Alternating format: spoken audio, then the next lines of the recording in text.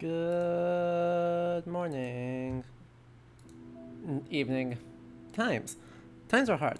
Hello, everyone. Oh, hold on a minute. I notice my camera is not functioning. BRB. Camera's functioning now. Hello. So, we are back with this gorgeous, gorgeous music.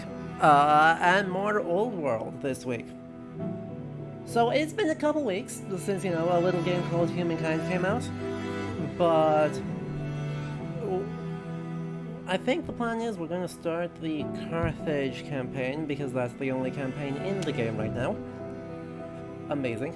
And then while we're at it, we're going to try and have a little bit of a meta discussion, because we are not going to, I think, finish it. Kind of with the end of September, I want to be wrapping up 4X games for a while, thinking longer term, and then move on to other genres for, spooky season, and then stuff.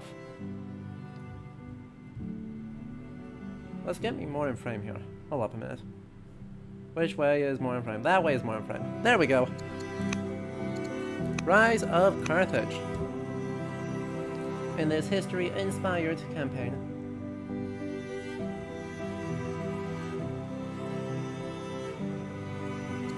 Queen Dido lands on the shores of North Africa with her followers, having fled the Phoenician city of Tyre, where Dido's brother murdered her husband.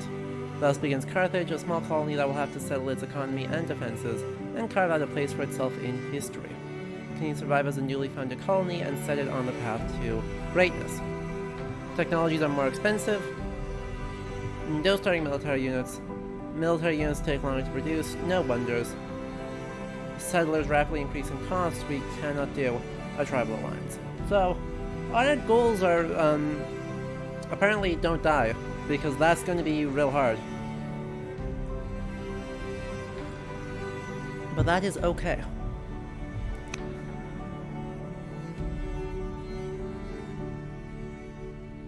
The music is so good. How's everyone doing, by the way, while we're loading in?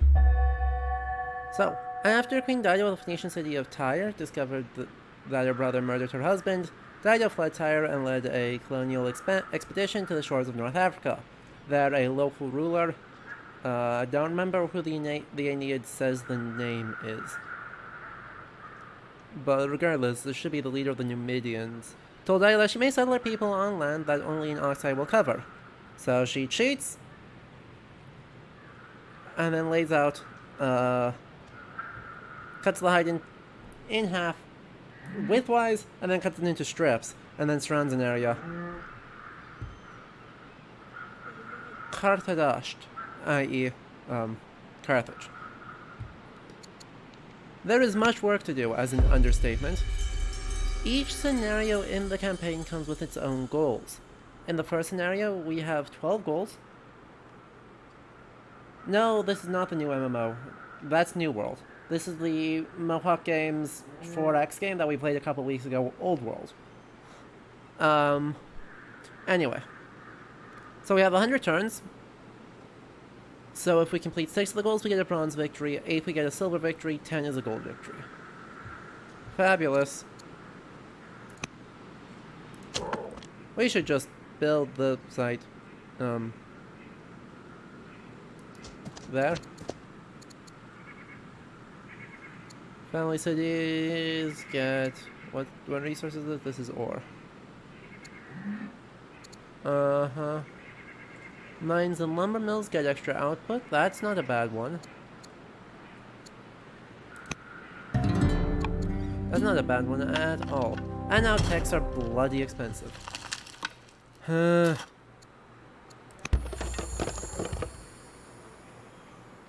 But no, Capicrab, so New World, the MMO, is not coming out yet. It got delayed a couple of times, so it is currently in a post-beta phase. Oh, would you look at that? There's Sicily. Kostra Island has a thing. So we seem to actually be sort of, kind of, maybe on a... We can't embark. Why does it say that we can? Pay a larger tribute in iron to make peace. Anyway, an emissary from the Numidians ride forth under a banner of troops. The Libyan tribes near your city have been fools to ignore your growing wealth and power. The tribute demands were harsh. They have paid the price for treating you unfairly. Respect that you have earned your place in the land, yet we are still the elders. Okay. What's my income? My income is low, but enough. Low, but enough. Anyway, I don't have anything there, so... end the year.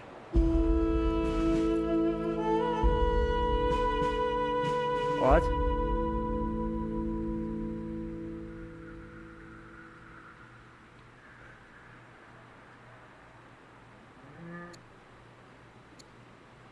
Okay. So be it. 1 year in and Dido's already dead.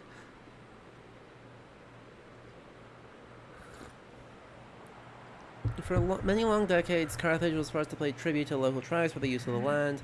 The city's ideal position at the center of the Mediterranean Sea has afforded it many economic opportunities. Trading ships traveling between Tyre and the Venetian colonies in Iberia began to make regular stops in Carthage. Immigrants flowed into the growing colony, and it swells to over 30,000. So... 4 generations later, Carthage has erected city walls and refused to pay its tributes anymore. Fair enough.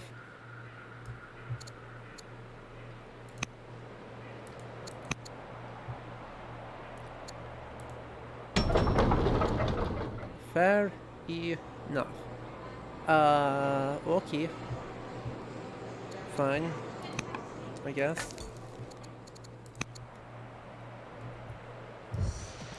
Nay, that wasn't what I wanted. I want to harvest here. That gives me more food. Hey! As citizens from Carthage approach the city of the Libyans, one of their hunting party rides forward to parley. One hunter gestures broadly as she speaks. May control this land near your city now, or are you able to run and hide behind your walls? Uh-huh. Okay. I mean, I should be careful, because that could get ugly fast. Especially since, you know, the only thing I've got is a militia. That's real bad. That's real bad.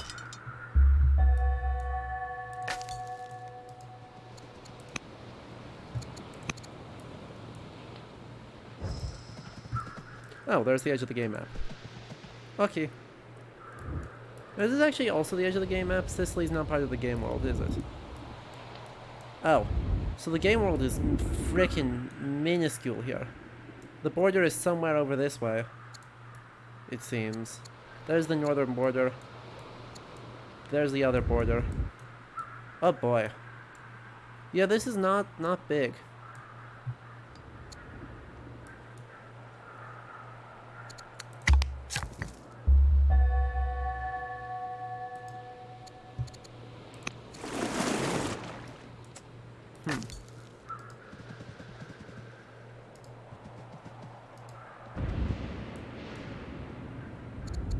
Harvest the horses and then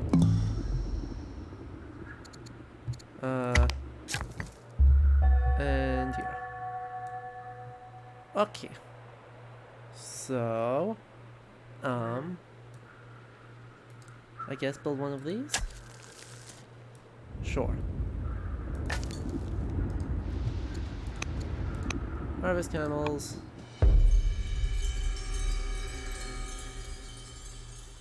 I can gain 2 more scouts. Broken vessels and strange markings indicate that these ruins were once occupied by a tribe from beyond the sea. Sup? Hello, Jake. Oh boy, so I think maybe we go for Maybe we go for that. Because that gave me everything. That gave me a tech, which I badly need. Yo! 5 tier 1 subs! Ace of Spades, Drake, thank you so frickin' much for the 5 gifted subs. That's awesome.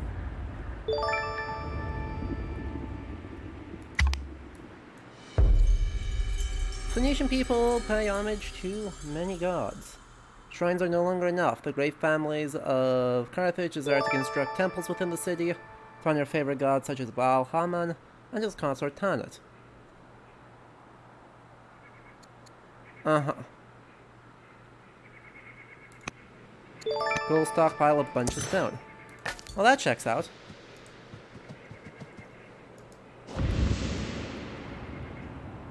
Gee, I wonder if that's what I'm supposed to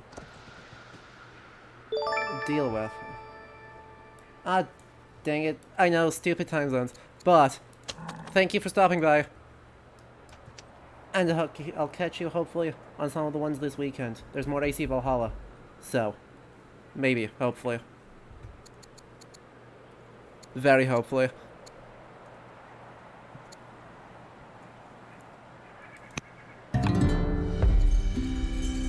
Okay. Improve 5 tile.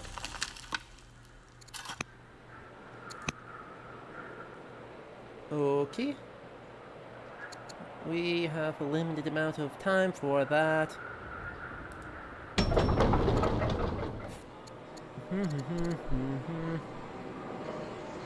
Let's go for the council and then a worker.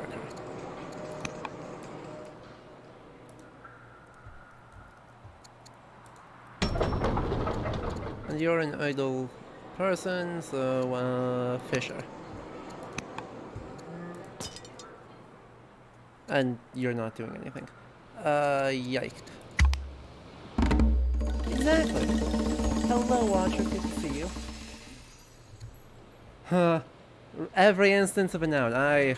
Yup. I feel that.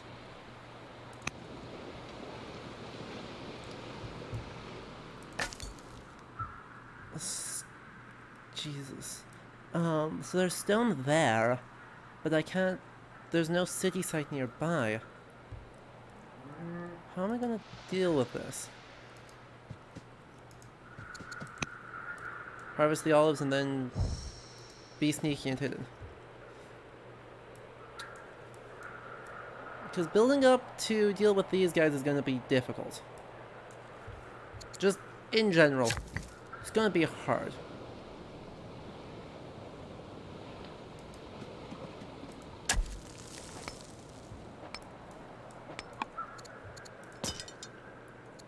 So...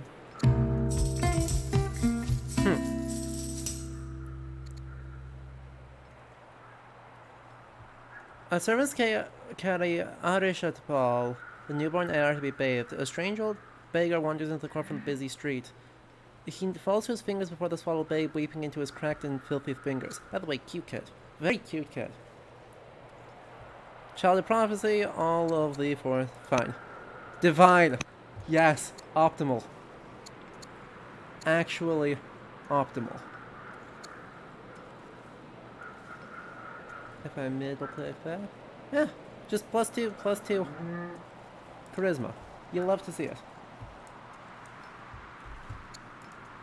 And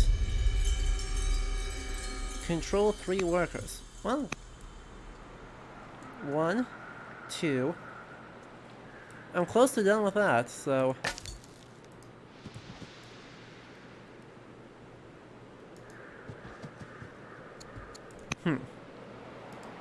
Well then. Oh, sweet. The city just expanded for stone. Oh, that's ideal. That is actually super optimal. Oh, this stretches a long-ass way this way yet. Okay. That's good to know.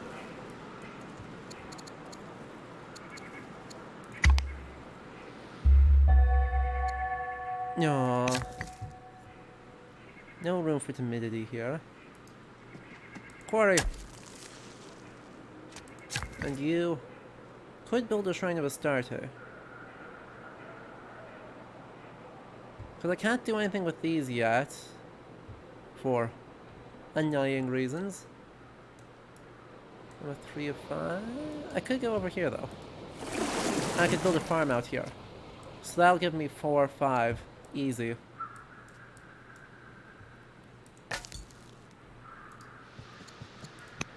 And more.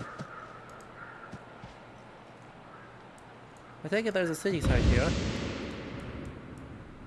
But it doesn't freaking go anywhere, so... Huh.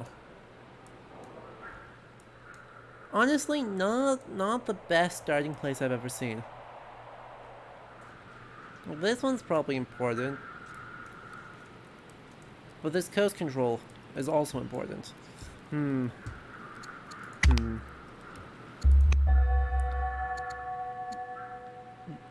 Yeah, I've got the cash for that. I've got a lot of cash, actually. Should probably be careful about that. Make sure I do something with that. Can I actually do anything with that? That seems potentially complicated. I don't have enough culture. I'll fix that in a couple of years, and then I can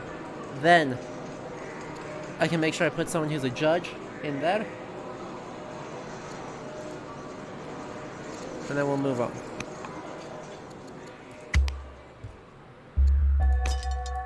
Okay. Well. We should be 4 year, 1, 2, I'll have 3 goals in the next 4 years. That's exciting.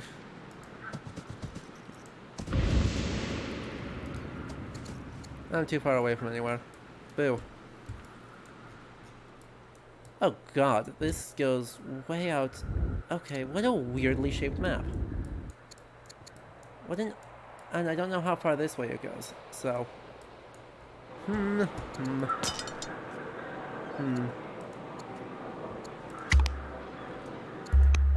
Yay!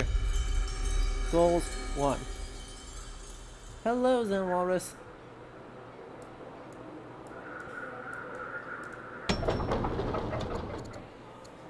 Let's build another scout.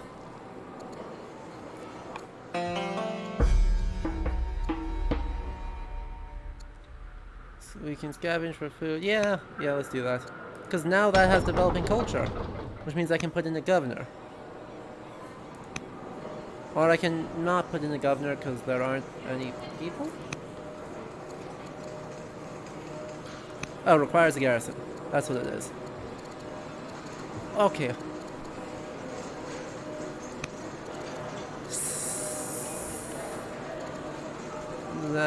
We'll do that.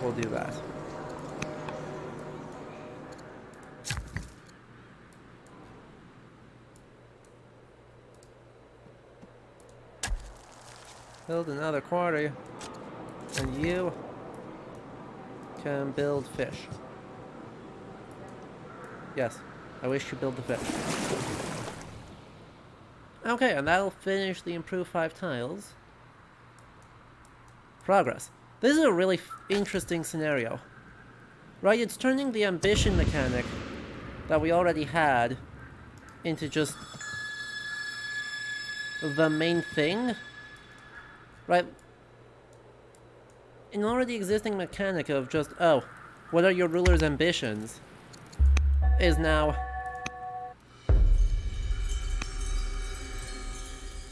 What's a Bolivian raid? No, I don't have any... I don't have...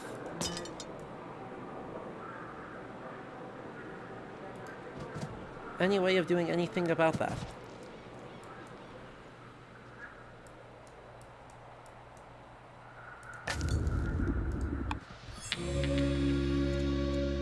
Fine. Military drill. Starts another goal. Control 4 cities.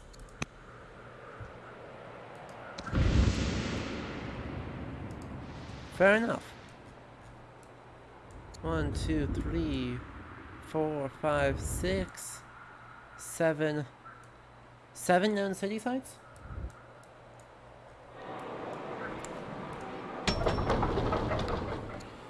You're basically not doing anything of note. Okay.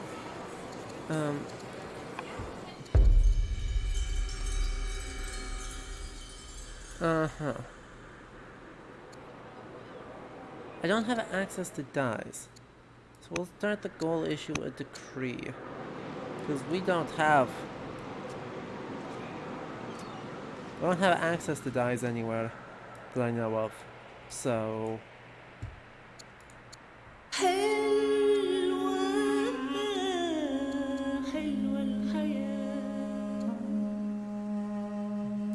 uh-huh.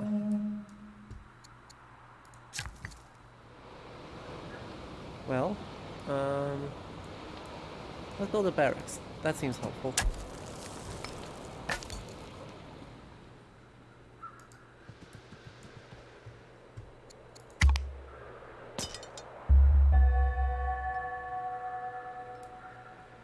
Another ding?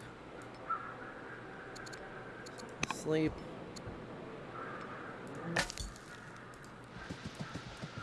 Wow, more Numidians. Way the heck. I mean, I suppose that makes sense. They are the dominant power that Carthage emerges from. So that makes sense, I guess. It's just annoying. Oh, crap.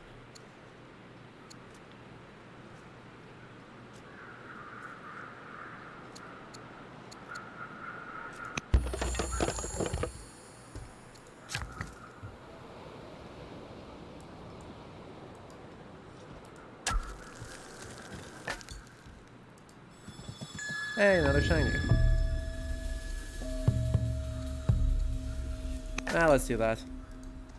I'm sure that'll go fine. There's definitely no risk around me raiding. Right? Right? There's no risk there. Ooh, train 4 specialists. Naval supremacy. Another goal. Construct 3 biremes. Not that I have access to that technology yet, but that's not really the point. The point is that we have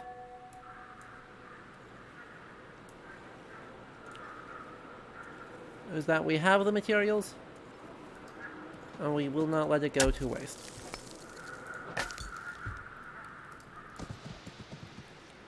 Are those dies? No, those are incense.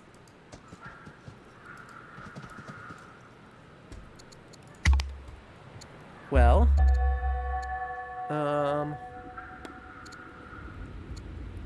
Carthage may be... So we are now sending tribute to everyone. Well, let's just give them money. I've got plenty of that. Oh good, and you have finished that, which means build a military, please. And then build one of these guys. Okay. So this scout is going to go this way. Ooh, shank. Yeah, let's force merge quick. Could grab the stone. Or we can go for legitimacy.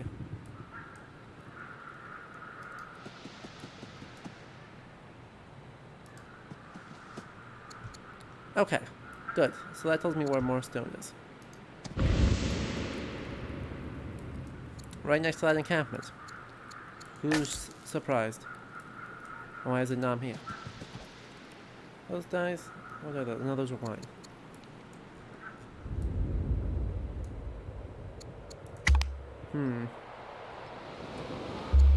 That's a problem. Who are you? Why are you?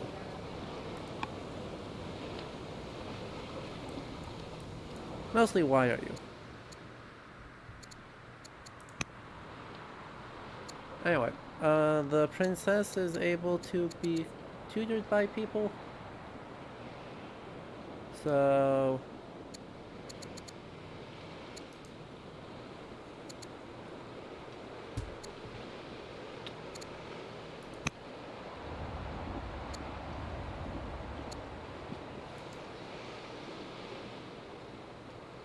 am I not able to...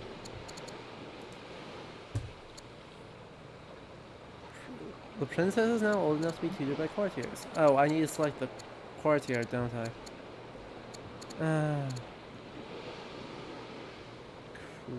Crap.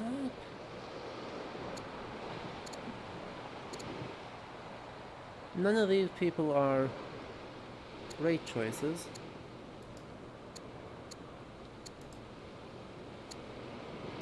Right click to show potential missions. No? Okay. No.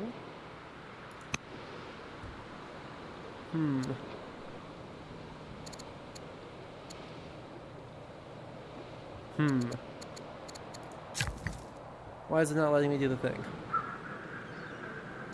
That frustrates me.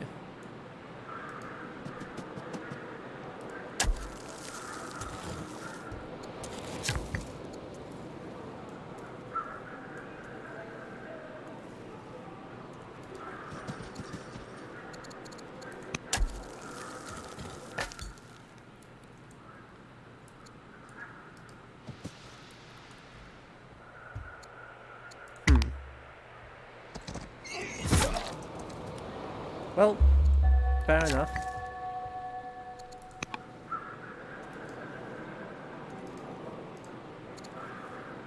Intercession, influence.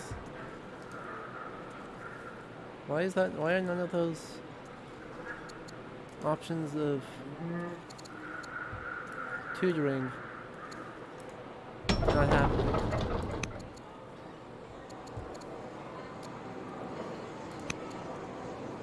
Oh well, we hurry the production there because, evidently it's needed. Because they have boats, and we don't.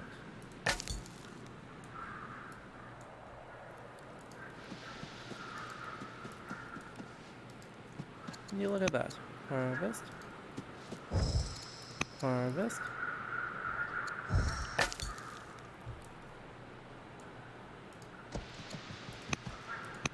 Cool. I like discovering the Atlas. That's helpful.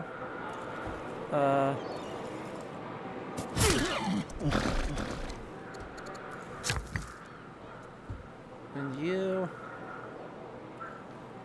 I guess, can build a mine.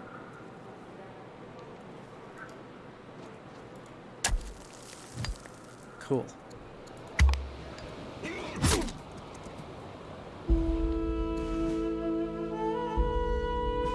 Oh boy.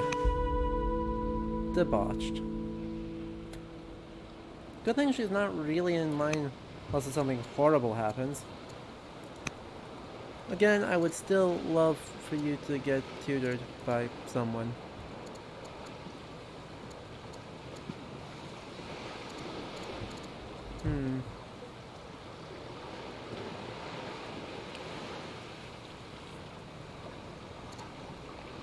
Chat, I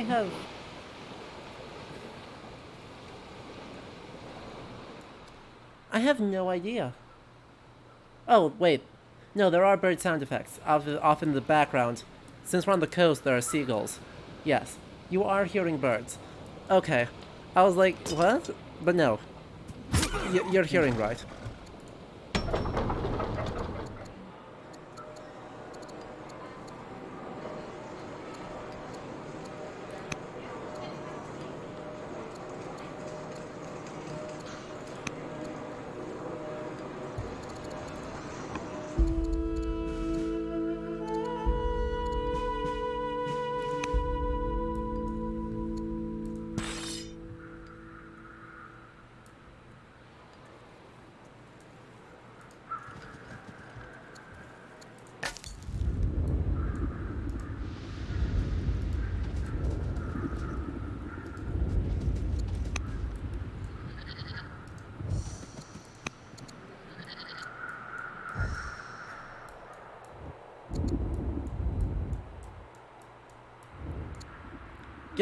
I'm not sure what's up with that, or why they're so loud. I guess that's the better way of phrasing it. I'm not sure why they're so loud.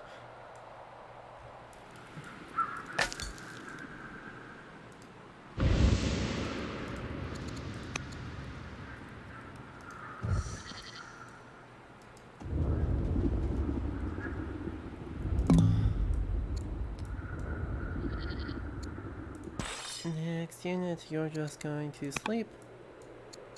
And here, because you should die next.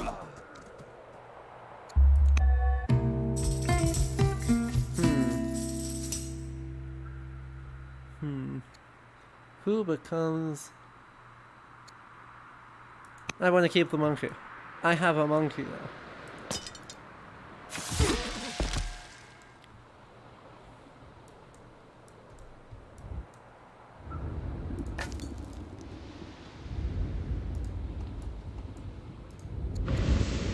Okay, so I'm too far away from those.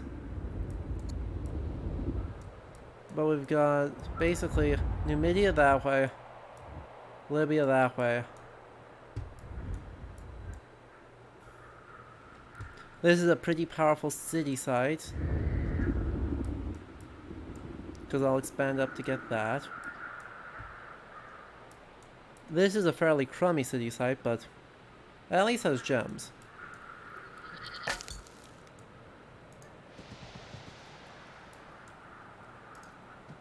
It is relatively defensible? Yeah. Not great. It's not the most defensible.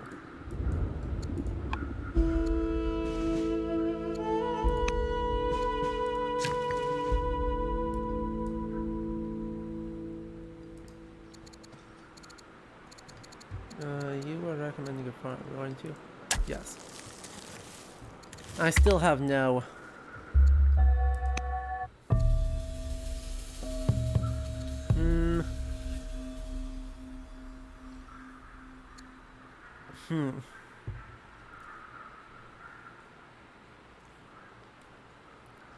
Maybe we do take that.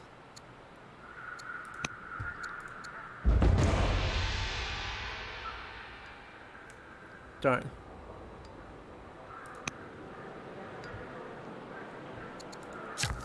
Whatever will I do, apart from rebuild the improvement? I'm not even sure where the improvement was destroyed.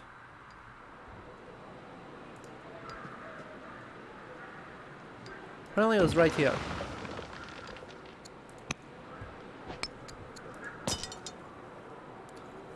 You're gonna heal.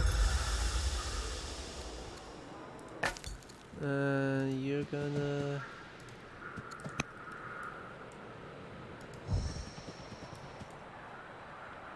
go that way. And you're gonna... see that we are way out in the middle of nowhere now. Holy moly. Okay. Next up.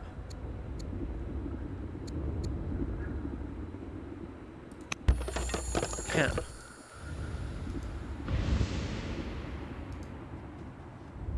It's not boats, which is kind of what I was hoping for, but meh. We take it. We take it. And there's that. Oh, good.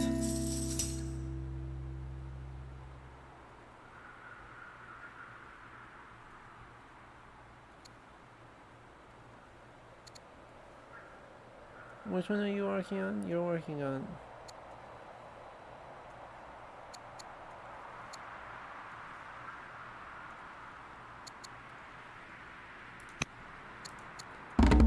our subjects will be free.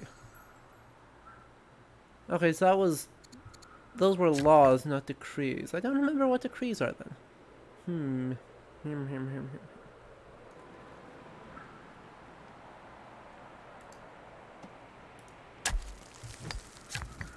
Well, we'll just go quick control R, road mode. Hey, you are making roads. Okay. Brilliant. Heal.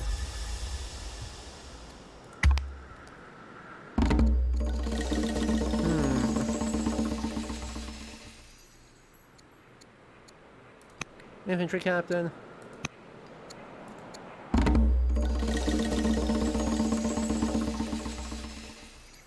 But he is so ridiculously cute. I'm not going to get rid of the monkey.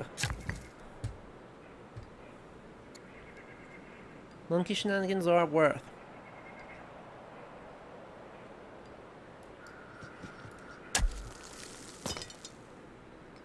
And heal. And I mean, there honestly just isn't that many other places left to scout. So I guess I'm just gonna hide in a... He's just gonna hide in a bush to keep an eye on how these guys are doing.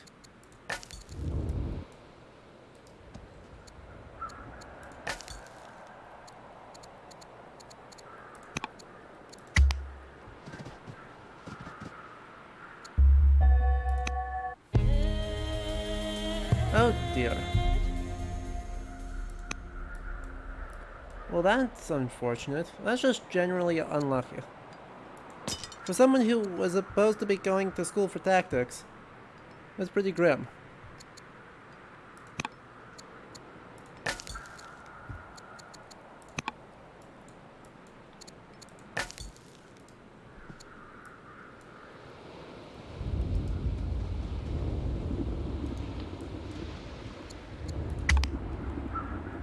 Okay.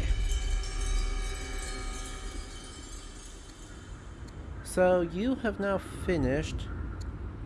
Tactician will give you crap ton. Let's do that. Absolute crap ton of wisdom, charisma, and commerce. Neat. You have roads now. I really should do something like use my militias to accomplish stuff instead of what they're currently doing, which is nothing. %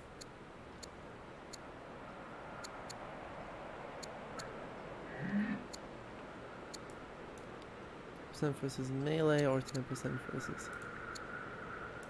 We'll do that. Versus infantry. And you, well...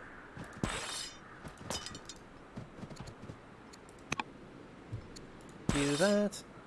You are going to sleep for a bit, hot.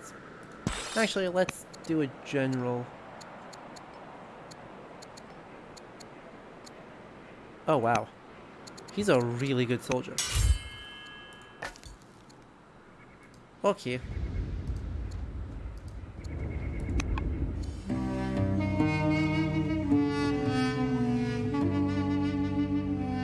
I got the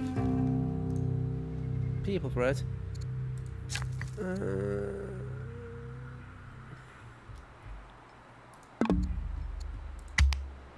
And we end the year.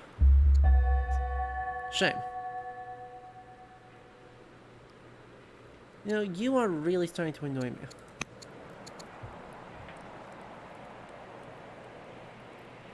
God, these are all not good.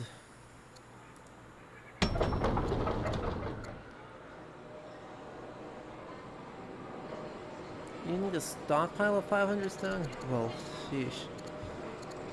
Okay.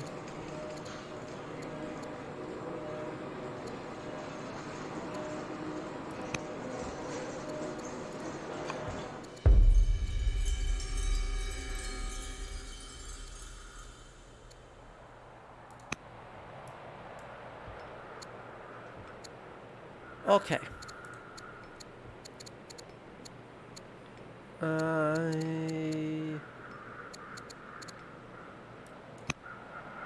Shall do that. What if I just bought? There. That should... Let's just do that. Finish the goal. Easy. If you add the general, who do you get? There.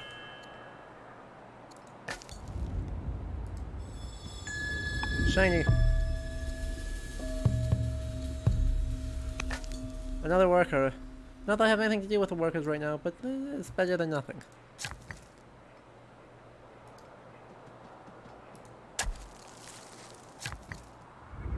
Oh, you are in the middle of freaking nowhere.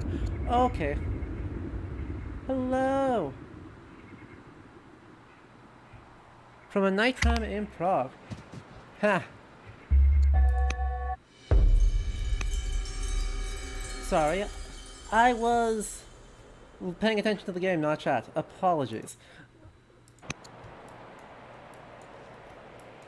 Welcome. I'm glad you can join us.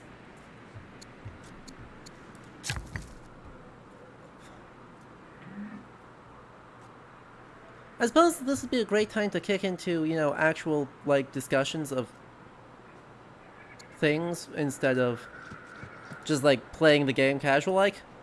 So, oh, we don't have any stone left. Lame. Build a quarry then.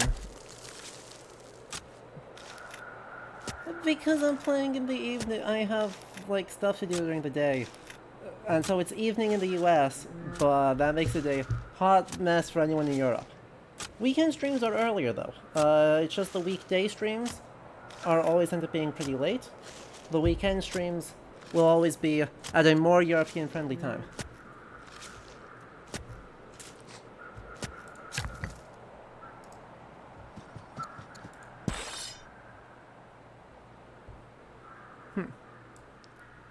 Well, let's go try and, like, take out...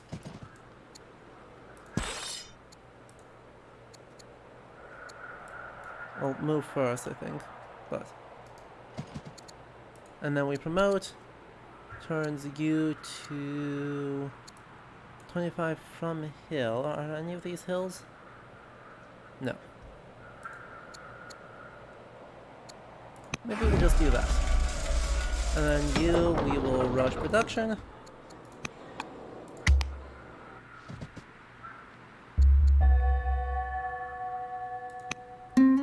Smart.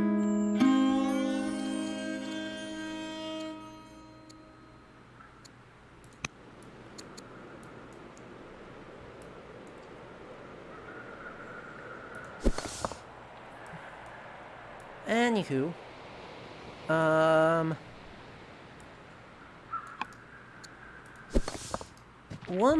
the thing I hoped to talk about more properly during this stream is to kind of start to think about our, for lack of a better word, wrap-up on 4X games for the time being. Because, as we know, there's been a whole bunch of them that have come out within the last couple... I mean, currently, right, there's basically 3 big ones.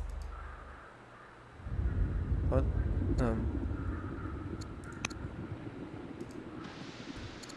We've got Civ 6. That's sort of the grandest of them.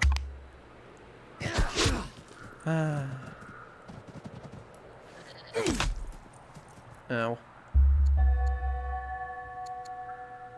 I'll just send the money for now. I'm busy. And we have... then...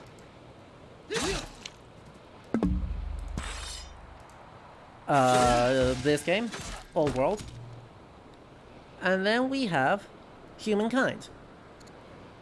And what's interesting is, you know, they're all historical in a somewhat meaningful sense of that word.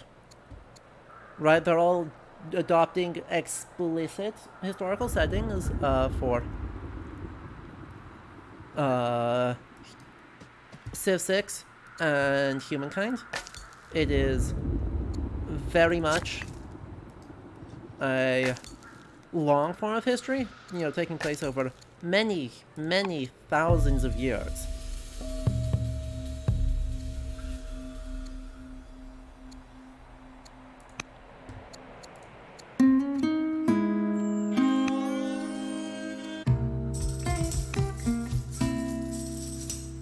And for Old World, occupying a very specific time, right?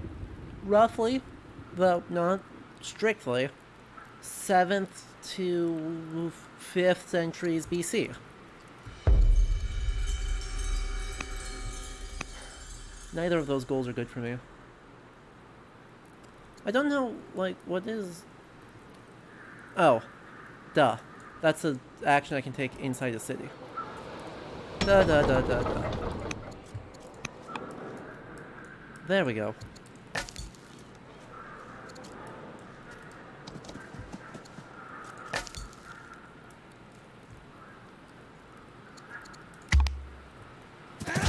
Ow.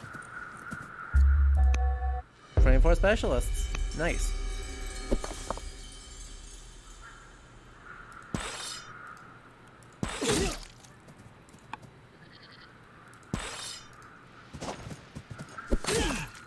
Then you will attack from there. Fabulous. Anyway. The thing that stands out to me, though, is that all of those...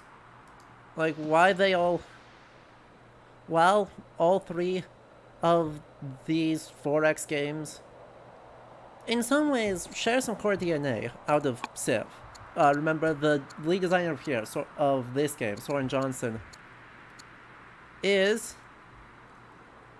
Can I take that? We can.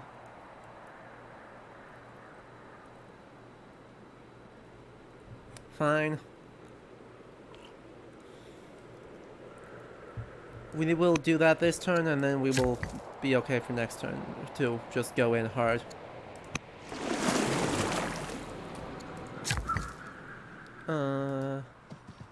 Build more stone.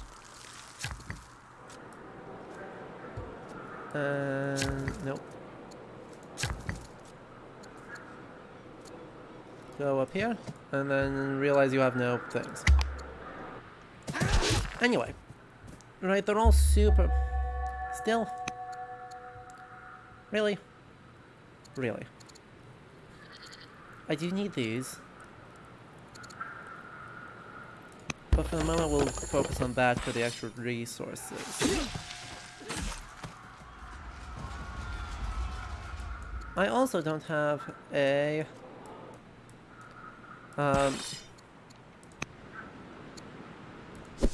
No. Meaningful... Sorry, I shouldn't have fortified you. Boo. I don't have a meaningful defense against these guys right now. So we're just gonna hope that the...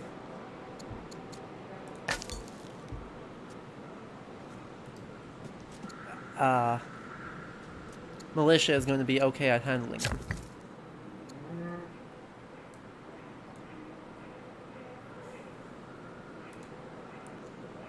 I still don't have any freaking...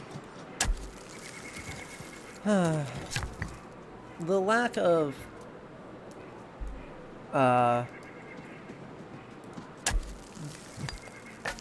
ability to make lumber mills is kind of a problem. Kind of a big problem. Anyway.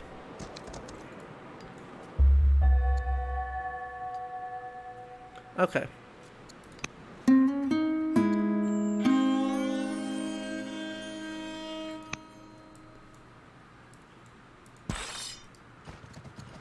And heal. And... over here and... swing. And then you're gonna do nothing, cause... I'll need to build a settler there.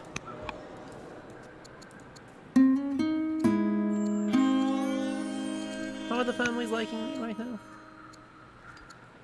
Where's the families? Carthaginians.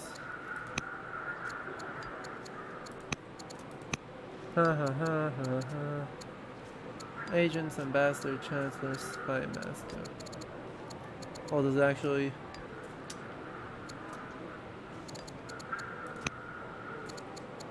They don't say. Those are individuals, not families.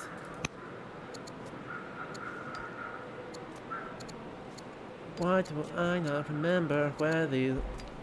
Oh, there they are. They super like me. Treasury could use the boost. Bye.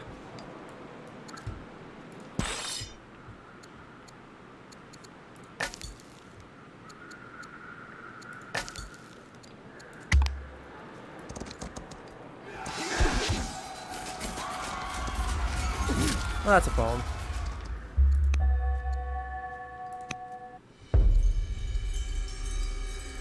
Woohoo! We have now technically won. We've now technically won.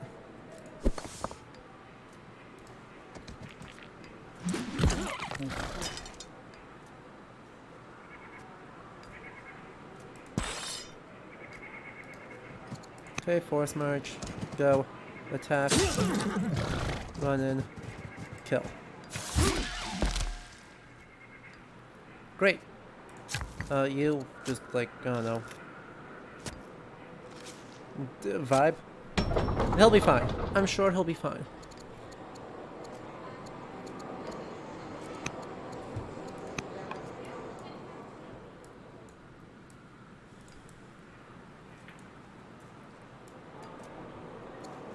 And is that it? I mean, I guess I'll kill you?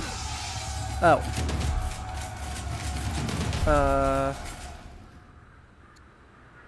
Right. Congratulations. The scars are cool.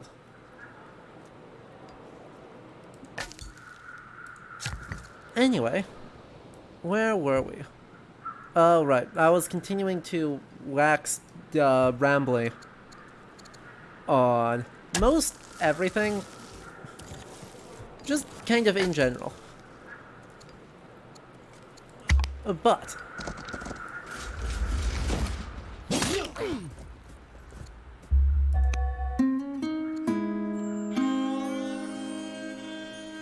what?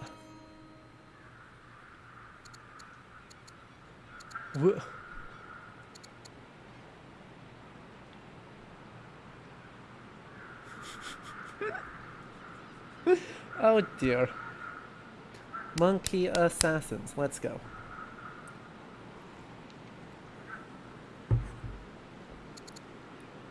King Malchus the Explorer becomes monkey assassin. Yeah, I think that's enough monkey business. In a shocking turn of events, I actually like my heir. She's actually quite good at everything.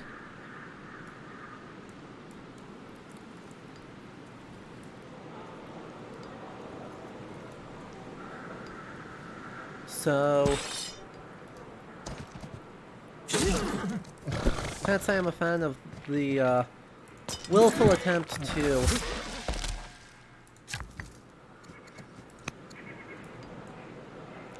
commit murder.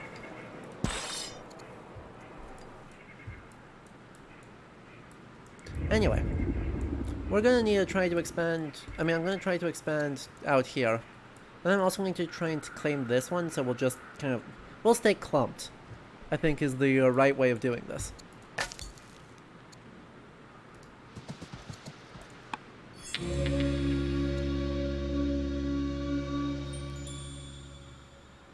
Huh.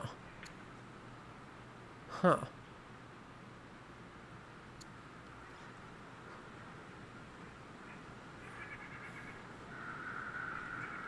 How does this work? Oh, let's try it. It'll be fun.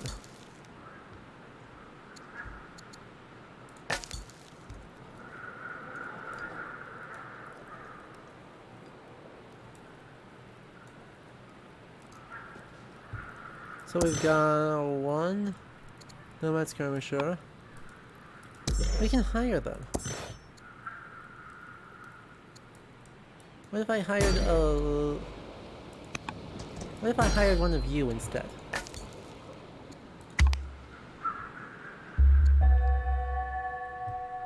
Oh, good. She has gotten even better.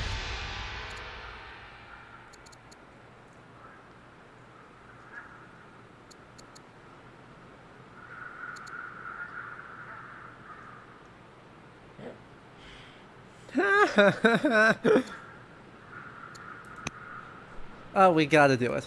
I'm gonna do the most boneheaded thing possible.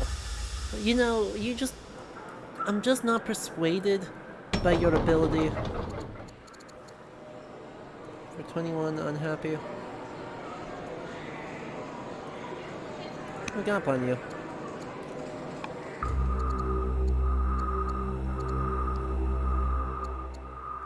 Our wise men say it is a natural occurrence. Brilliant. Love that. So this gives us hamlets, that gives us spearmen. Why don't we do navigation though, because we have a limited amount of time. Well, actually, we don't have a limited amount of time. But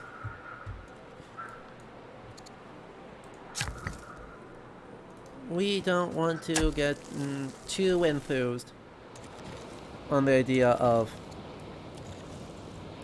well, broadly speaking, failing to meet our goals. Because even though we've won, I don't want to risk that.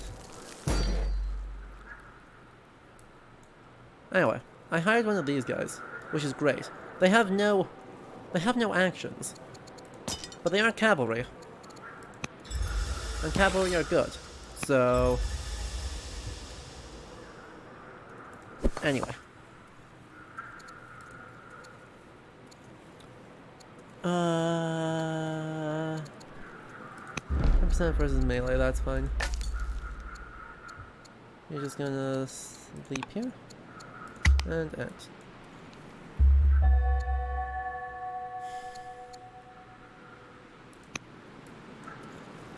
Okay. I have literally no...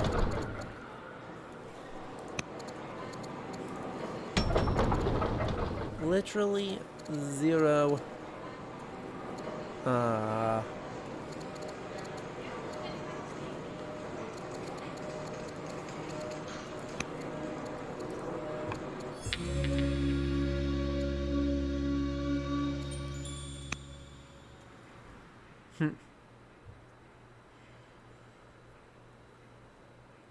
I have 0 wood. That's a problem. What is my solution here? Well, my solution is, first of all,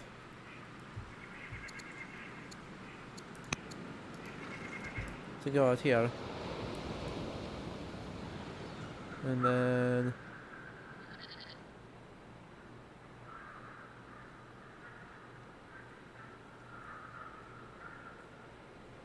just, like, go to there and then work on it. Cut down the scrub. Cut down the trees. Cut down the trees.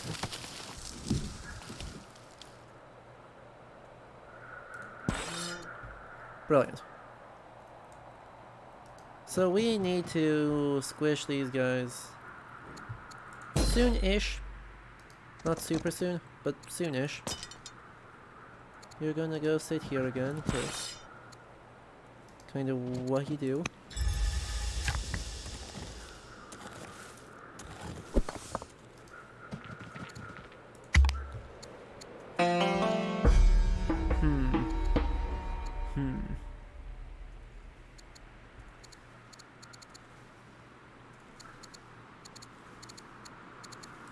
Industry.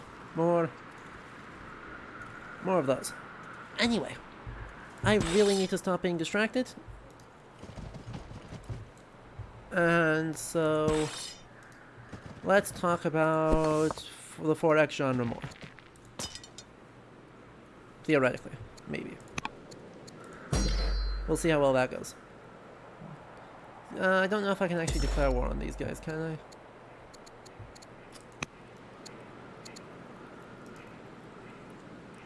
Oh good, we can't declare war. We'll have to do that next turn though, because I don't have any actions to do things with.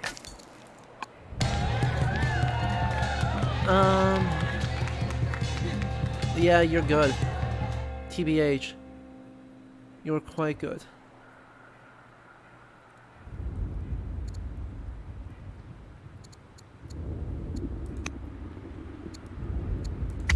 And the year. Boundless city.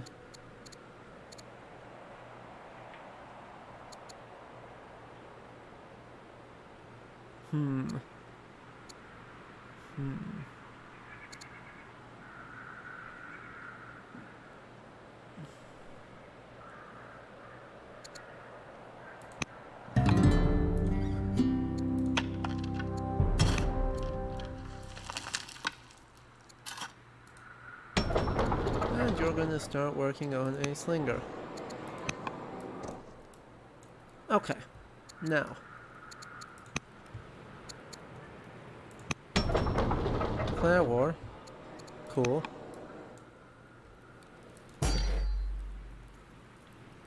First things first, attack you. Then attack you. Then kill. Then run and do that. Huzzah. You are going to push out this way to keep an eye on what these guys are doing. You shut this way to keep an eye on what these guys are doing.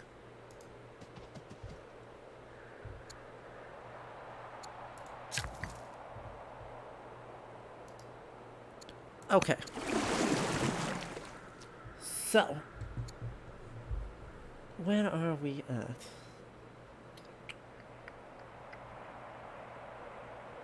Continuing to be distracted. That's where we're at.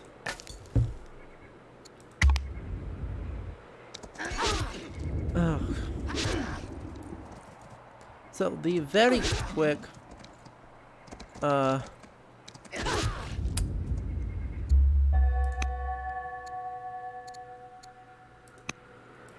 the very, very fast breakdown of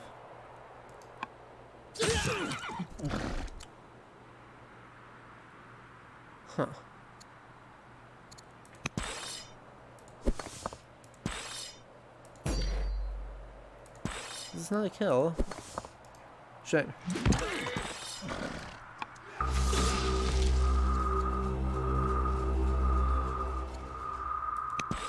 More cash. Good, and there's a new city site for us. You can back up very far.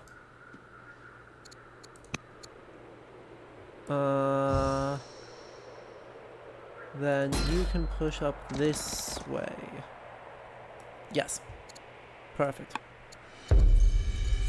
Times. Build 6 shrines. That's the doable one.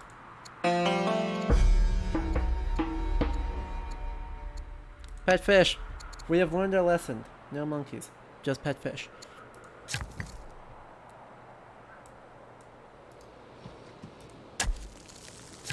Anywho.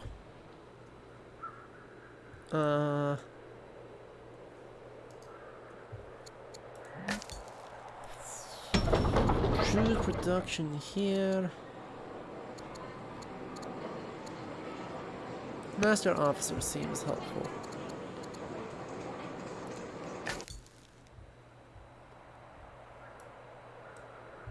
And that's it.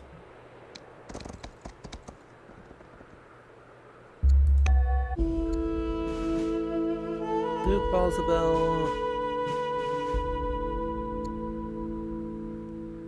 Is he?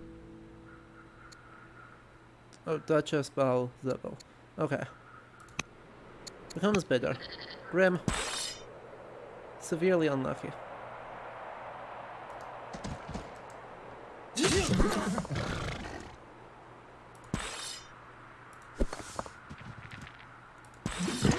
And so you, which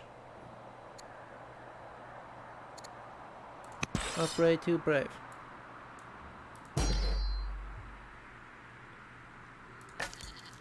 Don't claim that.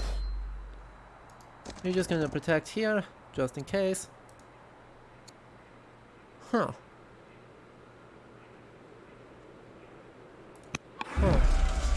Nomad Warlord. Fair enough.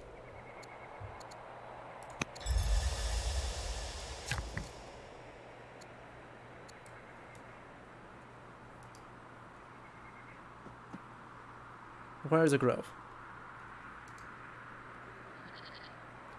Okie dokie. And end here.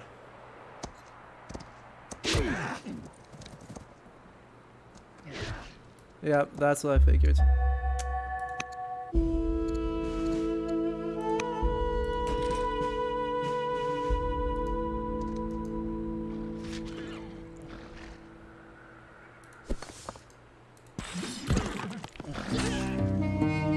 What? No.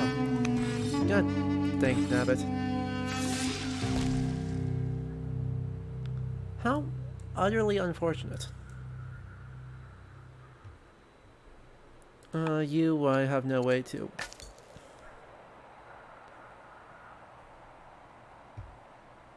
Do anything with.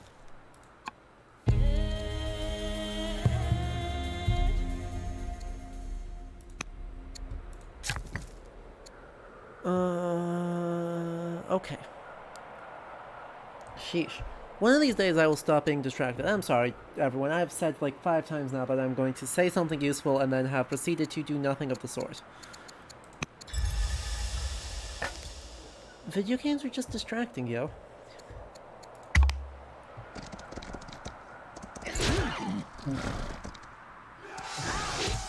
Anyway. I don't love any of these. But exploration.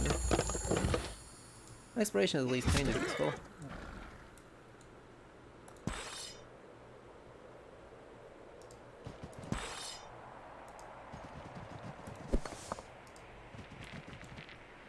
So, for the 4X genre, to kind of start over, we're in a really good moment for it. Right? Very clearly, we are in a very good moment.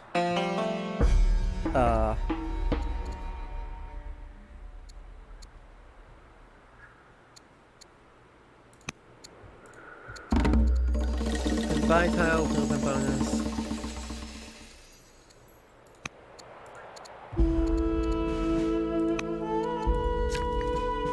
Etc. Oh, I can build a garrison finally. How helpful. Can I build a garrison in here? Yes. Fab. Okay.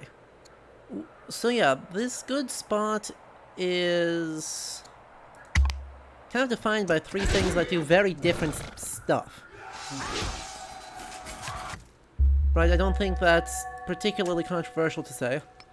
There's just some radically different opinions as to how 4X games work right now. Which is great.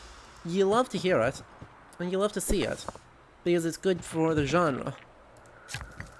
But our historical ones all take very different stances as to what being historical means. So,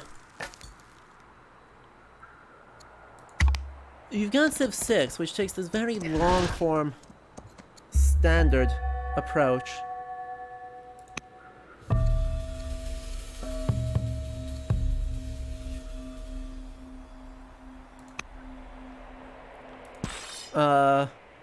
Where we've got a very, very long-form game. Over a bunch of thousands of years, you're playing as one roughly immutable culture that does stuff. Not the greatest. Not super great, I won't lie. Not some unattainably, unconscionably terrible thing, but also not the greatest. Oh, well, I could put you there, I could put you there, I could put you there. Does this fiddle with the borders at all? Okay.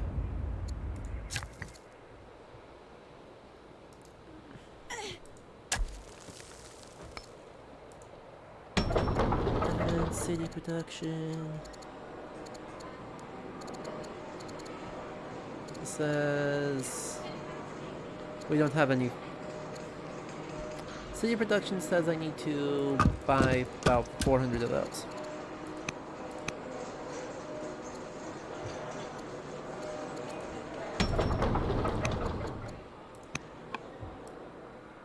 There we go.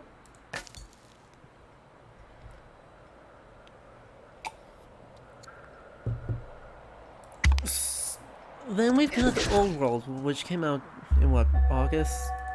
No, earlier than that. In July? Late July? Well, no, Control R.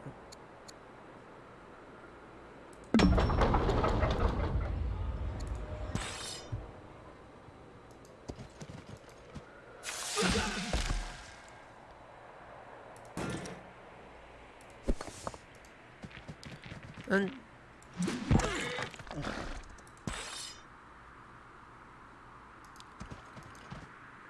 so, this game takes a super different approach, right? I mean, the Paradox DNA is all over this game, even though I don't think any of the design team are coming out of Paradox. It still is very much very much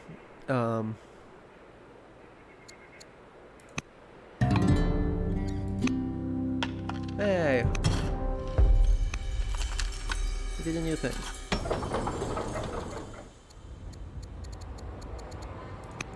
Words continue to be hard. Still is very much a game influenced by Paradox. And then we had Humankind, which is a very radically different take on the genre. Right? Which is not to say it's a bad thing, or that new is necessarily better. It's just measurably different. And I died.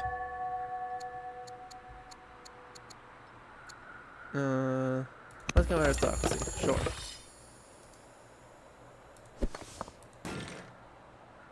Well, it'll take 2 of you anyway we slice it, so...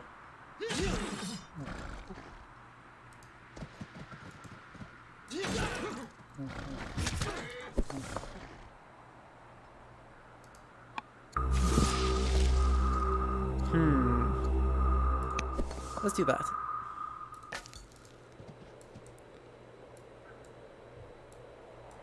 As we proceed to thrash the Numidians way back from our borders.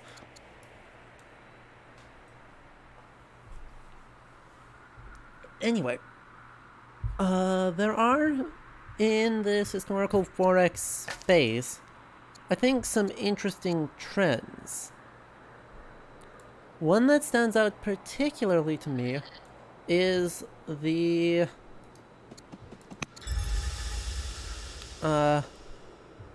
idea or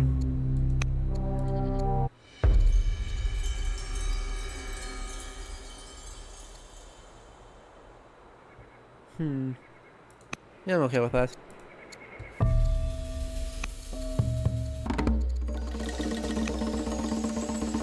Paying our dues, send some produce. Okay, so we are no longer at war. We took out another city site, which is great, so we'll be fine with that.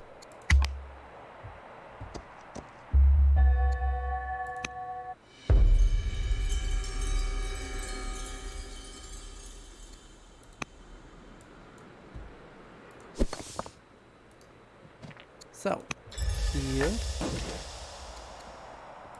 heal, come back over here and heal, back up, and back up. Fabulous.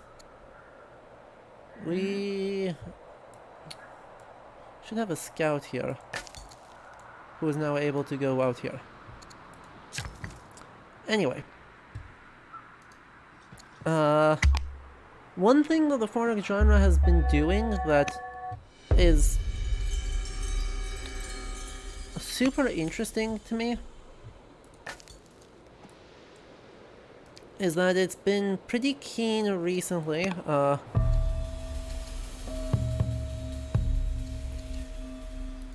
on the idea of making 4X games more obviously and substantively video game-y. Which sounds like a fairly obvious thing to be saying. But is super interesting. Because they have not been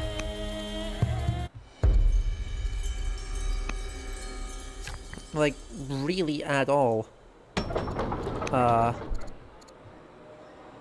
Oof. Let's do that.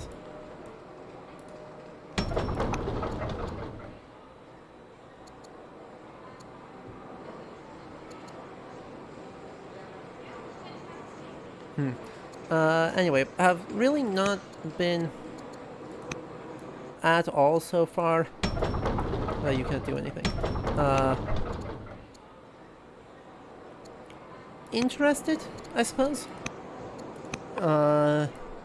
in being super game-like, right? Civilization, in particular, tries really hard to hide its gaminess.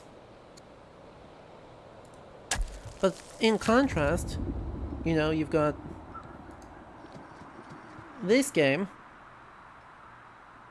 I have no stone. Says, hey, you know what?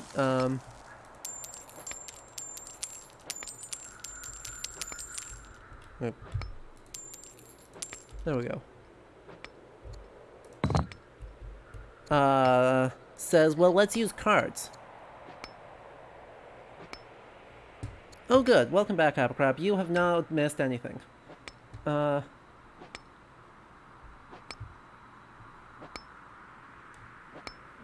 we'll cycle back to that question in just a bit. I want to finish this thought first, because I haven't been finishing thoughts ever, so, you know, should do that.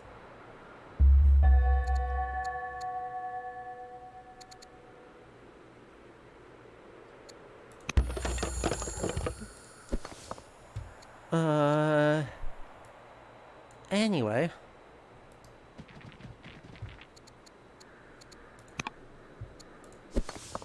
The idea seems to be, right, that being more self-consciously a game, right, humankind with its cultures, is super obvious on the ways that it doesn't make any real sense as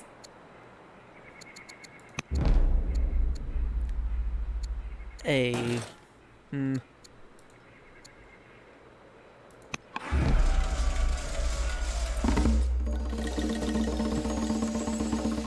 as a historical simulator, because it's designed for you to mix and match so much on such thin representations of cultures. You know, a tech, a unique building, a unique unit. Such a thin representation of a human culture, designed to be mixed and matched, that it feels self-consciously gamey. Humankind does the same thing also with its, and both of these games actually, have a very strict term limit, or turn limit, in a way that Civilization doesn't. Right? Civilization reaches for some sort of like Fukuyama-esque end of history, where one culture has defined the world state, and that shall exist into perpetuity in that way. Both this game and Humankind go, you're ending up with like a 700 turn game, that's too long. Let's restrict it to 100 to 200 turns, or for this game, or slightly longer for Humankind, as long as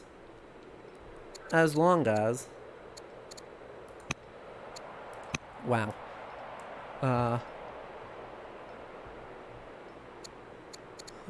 There is some sort of limit.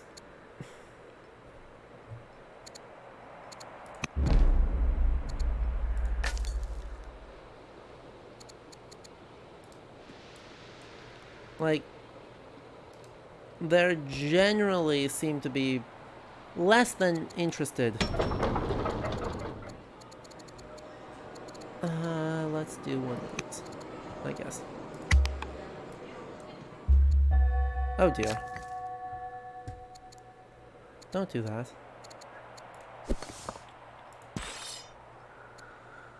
Go stand on this.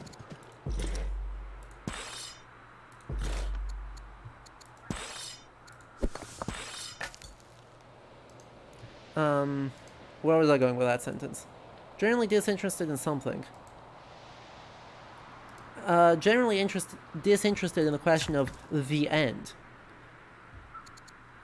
So that way you're instead getting just a whole bunch of guys that are, or historical sims that are halfway there? Very much halfway there.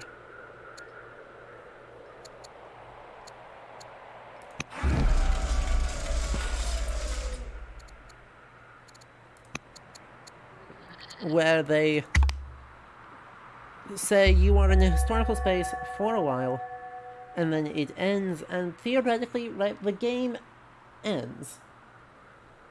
The game ends, but then you're allowed to, you know, keep playing. Civ lets you do this too, obviously, but since there's such a short term limit, you may not have finished all your goals. And since you haven't finished all your goals,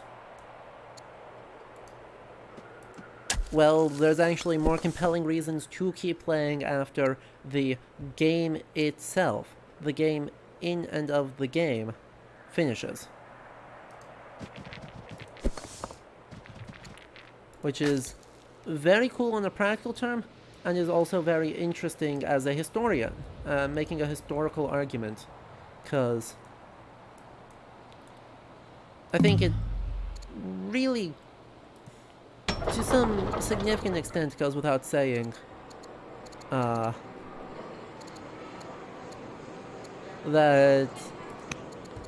the perspective as a historian is not quite the same as the perspective as a casual game player, but the actions that which benefit both perspectives is super neat.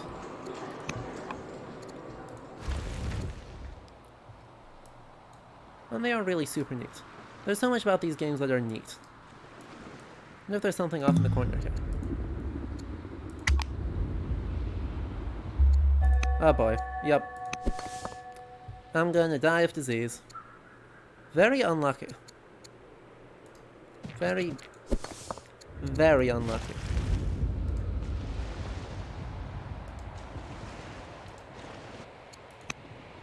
Huh. So, there's been one trend, I guess, right, to say, yeah, you know, we are a game which does game things. And that's cool and good. But I don't know that that's all that these do.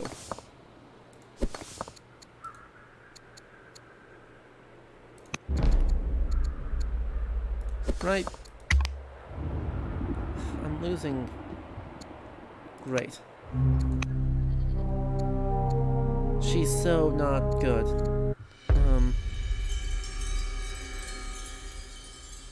So 1 charisma, +1 wisdom, -1 discipline. 1 courage, +1 discipline. I'd be okay with that. I'd be okay with that one, eh? Very much. Free Byreme, border boost, or Polis.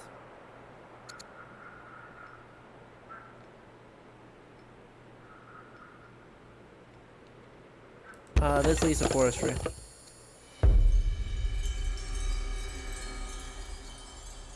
How generous. We could use those. And yep, governor died.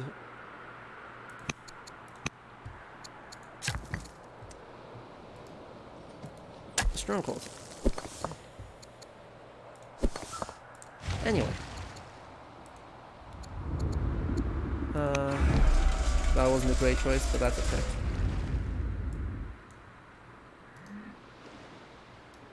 Do those make sense so far? I guess that's a useful question. Does that...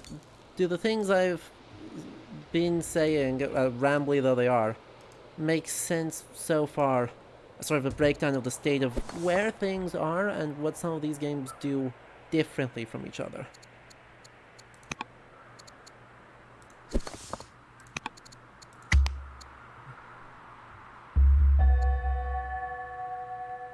Great.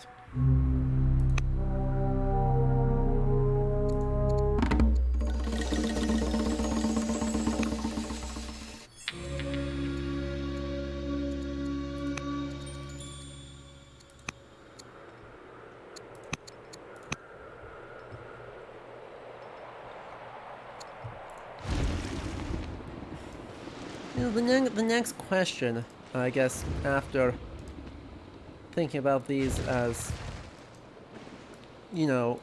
what makes these games mechanically distinct, is how do they represent history differently? And here's where I get into your question, KJ.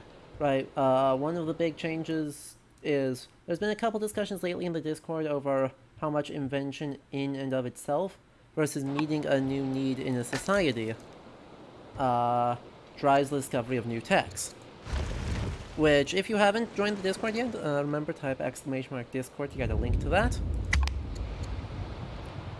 But most 4X games seem to go with a very invention as a result of advancing knowledge approach, rather than thinking about it as a social need. This is very, very true. I think all these games do it. They read the progression of knowledge pretty exclusively. Pretty exclusively. As consequences of innate advancements in social progress, rather than things meeting a specific need of a specific person.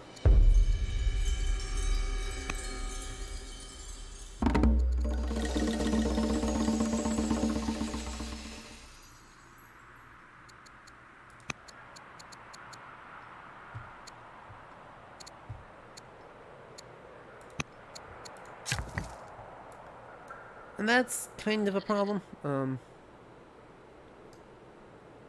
Don't think that's too controversial to say that that is kind of an issue.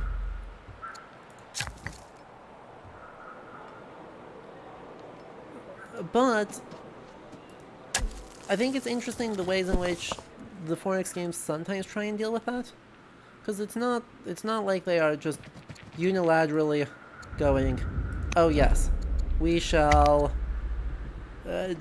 do effectively nothing. And that's what it is, effectively nothing to represent the ways in which these technologies are socially conditioned. So, right, the first thing they all do is they tie certain technologies to cultures. So, right, it's a necessary derivation of just, I guess, for lack of a better word, okay, thank you. That sentence is getting away from me. A necessary consequence of a culture and social issues that are particularly pertinent to that culture. This is not unilaterally or inarguably what the heck is going on, but it is one take on it that I think has some value.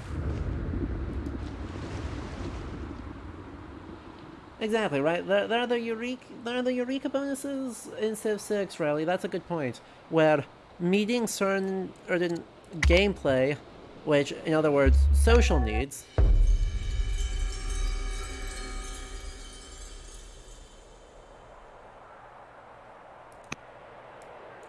and they are primarily, I mean, in the end, very much social needs represented in the game's space. Because mechanics...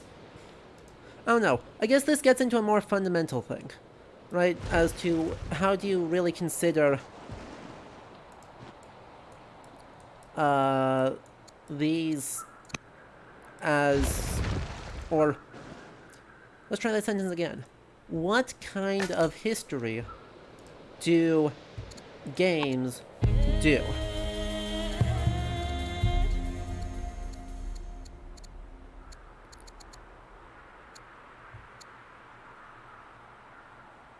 Right. What kind...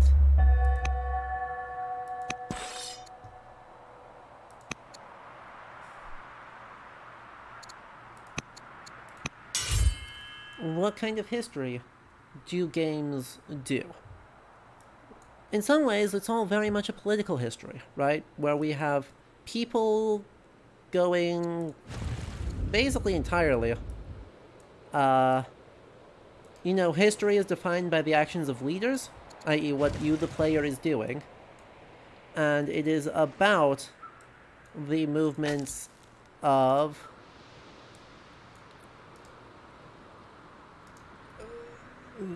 great people, right? The decision-making process of particular individuals, usually elite, usually acting as representatives of the state.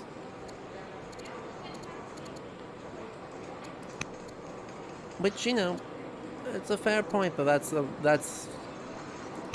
kind of an issue. When we think about it, that can kind of get to be a big issue. But they also sometimes do military history. And they also very often... Oh.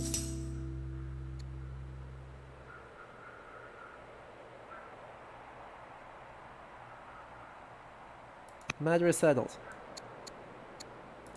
Don't make me get rid of him. Oh gosh, I don't have a market, do I?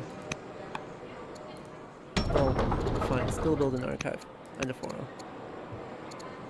And a treasury.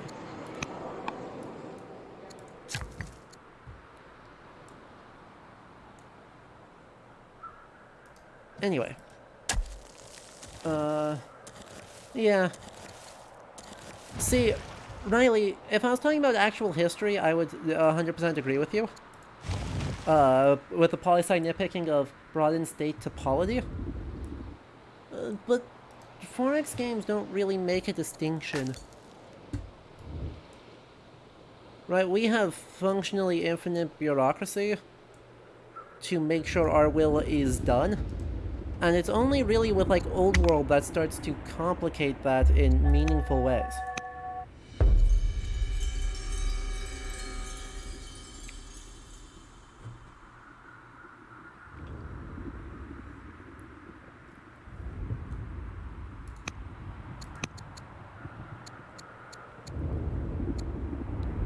Steel research.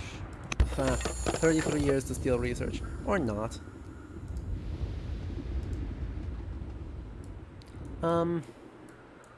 Anyway.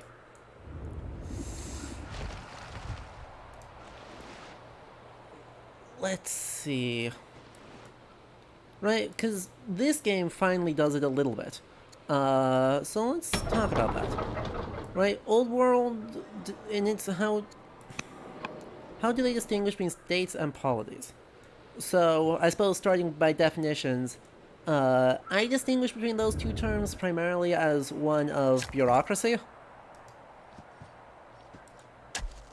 where a polity, right, a state implies a very modern conception of authority, where authority is derived from, and what bureaucracy you have to sustain the authority.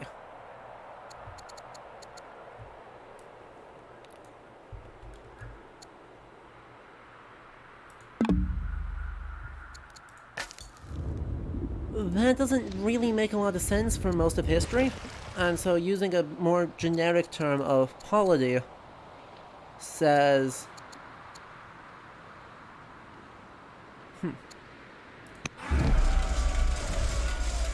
you know,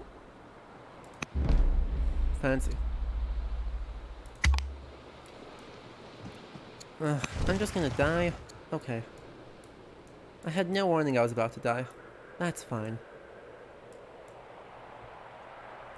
So yeah, polity is just a broader term that represents the diversity of forms of governance and ways of controlling and generating authority. In this game, there is some of it, because, right, we set governors to cities, but then, by and large, right, it becomes complicated. Because we theoretically have to balance these, though on most difficulties, you know, everyone loves me. In the court here, the person who likes me the least is this random guy. And that's truly just because he's got a different personality. But he's not going to really do anything with that. So we don't necessarily actually get a whole lot for that.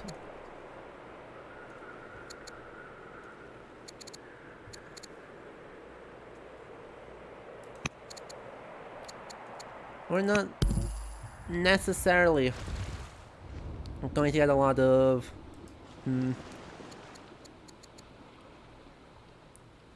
Oh, that's cool.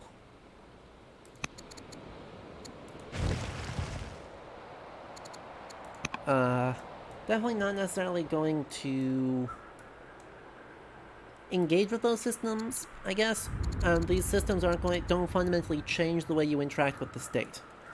The families kind of do, in that each city does different things that suggests its own control, but we still don't really interact on a super deep level with that concept.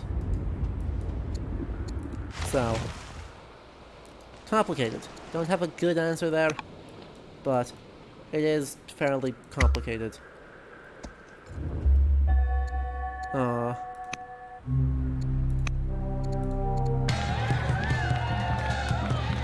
getting a worker. Encourage artisans. We like artisans. Huh. Anyway. Basing everything on the state model also limits some of what can be done in the same way that the dynastic kingdom model of Paradox locks themselves into each new,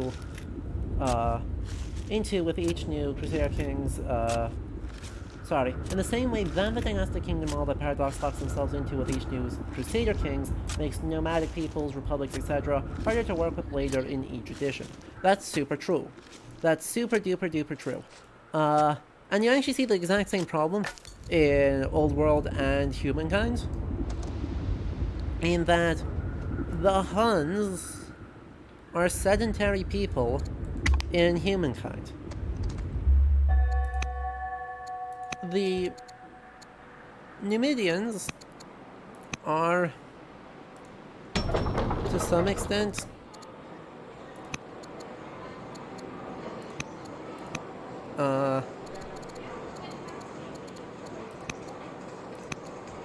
sedentary people built on city sites in Old World. Nomadic and semi-nomadic modes of existence don't really exist in any of these games.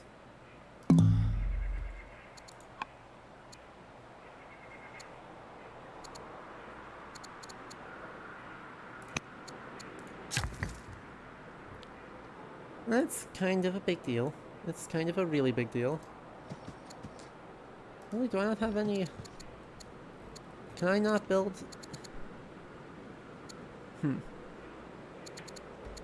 Frustrating. I don't know why I can't build any more religious sites. Because I had said I need to build 6 shrines. It isn't letting me build more shrines. Anyway. So this is definitely a consistent problem.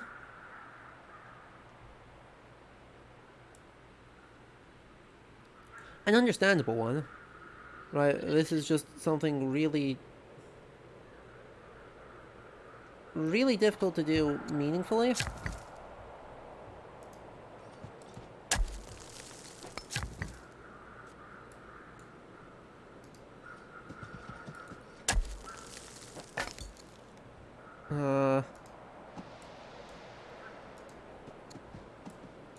And so you end up with privileging certain types of existence, right? Ultimately, that's what it is.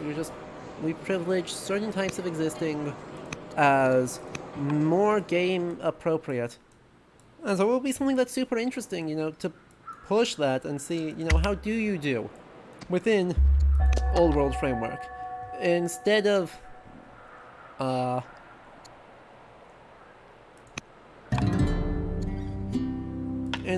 making this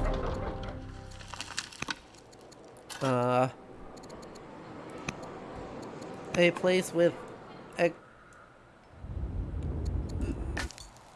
only a handful of playable cultures. That's where I was going with that. Right, instead of picking and choosing your playable cultures to very cautiously avoid, very, very cautiously. I'm not gonna make that. That's unlucky. We'll have to see if we can make any of these. I think I make that one. I don't know if I can make one of these. If I can get to one of these on time.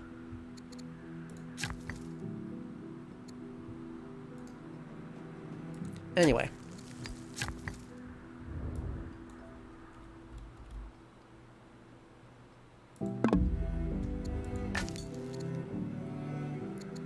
Rumor has it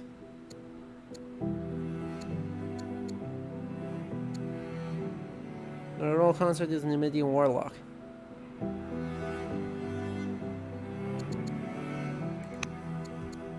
No.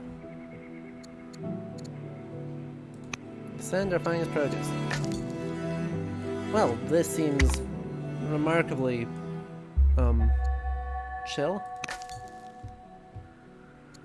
Seems remarkably chill.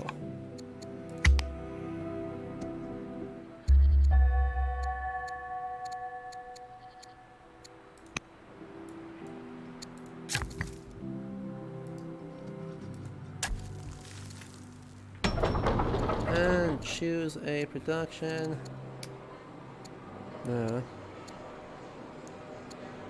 Something. Seems helpful. Failed the goal. Sad. Anyway.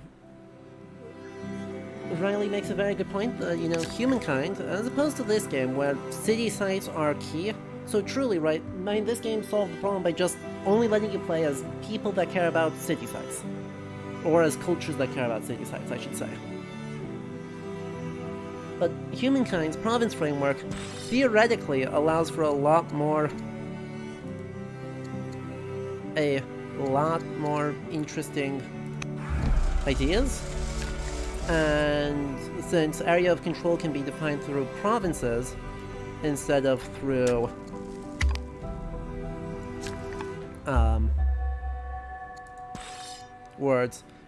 through building a city that exerts an area of control, right? You can think about having the ways people move through those centers and still control an area while allowing at least some sort of semi-nomadic existence. Which they kind of almost do. The Hun's unique building is an outpost upgrade that cannot be linked, but has increased yields. So the idea of we have non-urban settled sites that cannot become urbanized. So they do almost hint at that. I don't think they succeed, but they do at least hint at that, which is something worth pointing out as a gesture in the direction that could be expanded on, and I think wants to be expanded on. Right? Just a lot of reasons to expand on that.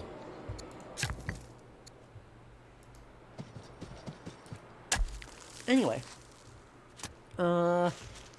Moving though back to the question of culture and technology, Obviously, Old World solution is by essentially making, instead of, oh, you have advanced here to this point, therefore, the developing Gigabrain has ensured that you shall have a greater existence with more technology that does the same numbers but bigger.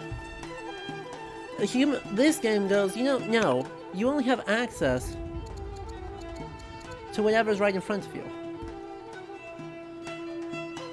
Right. And so attempts to make those needs relatively emergent.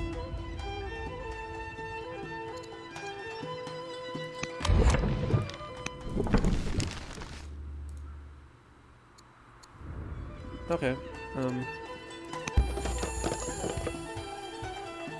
Right, says, oh, there's a social need that has emerged through the gameplay?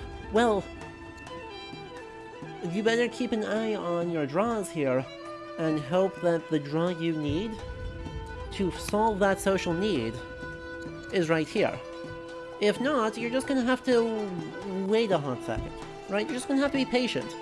And so let the short-term gameplay goals dictate in what way you're going to work on technologies. This also, I think, is designed to help break apart the tech tree. It doesn't really necessarily fully succeed on this, but right, if the idea is to just break apart the tech tree a little bit more and make sure you don't just push through on a very teleological way, instead have to bounce around between them. Okay, cool. Congratulations. You now move in different ways. Through this space at different rates, ends up being still roughly chronological, but has some ancillary benefits. But I do think the primary point is that it lets social short-term emergent gameplay needs serve the stand-in for social needs that derive the directions in which technologies move. I don't know if it succeeds in practice, by the way. It's an important distinction here. I don't know that it succeeds in practice, but it is a noteworthy theory that is worth paying attention to.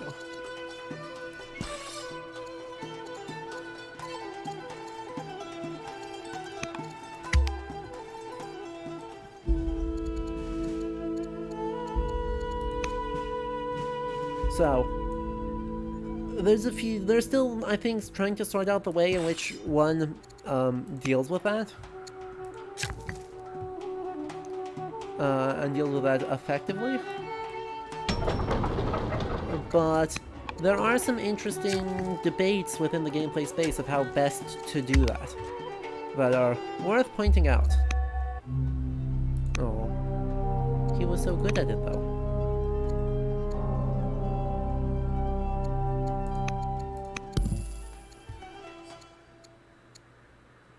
Oh. Well. Shame.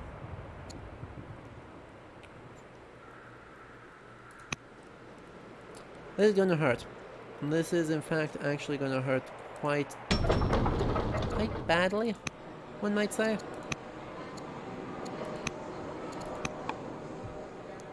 Gonna need you to go this way. Gonna need you to go this way.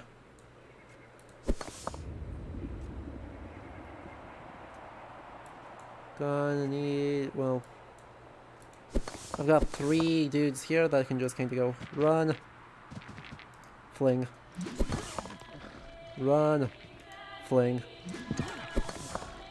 run, fling.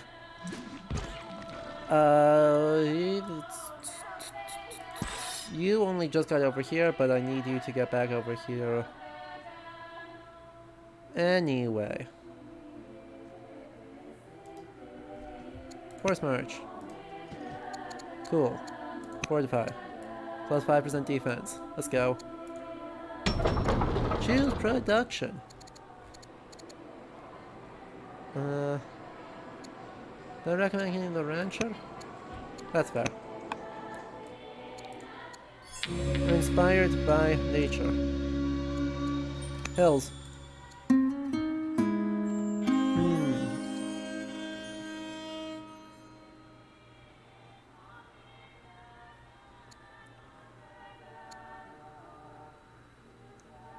I mean, we're already out.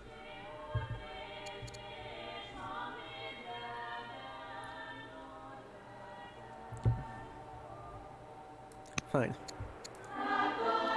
Really? Oh. That was last turn. Okay. I thought that was... he died again. That would have been awkward. An Odeon, that's helpful. You're gonna go up here. And then reach for that Odeon. Cool. We're gonna get attacked a whole bunch, and that's okay. Hopefully. Hopefully that's okay. This could get real ugly real fast.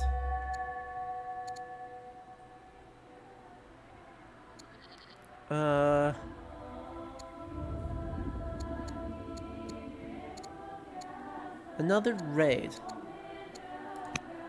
Let us accept... oh. They just turned the guys who were already attacking us into raiders. Which makes them easier to kill. Okay.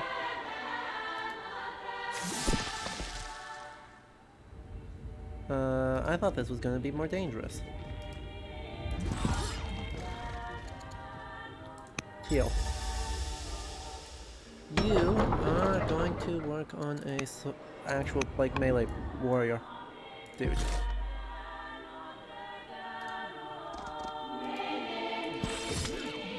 And then we'll kill the guys there. This music reminds you of Xenogears? This music, they have actually, is one of the things that is the coolest about this game. They did a lot of work to do at least plausible reconstructions based on modern ideas of... oh gosh, that's a lot of people. We may need to back up into the cities here. Yeah, I'm gonna need some of my guys to back up real fast. Okay, bye.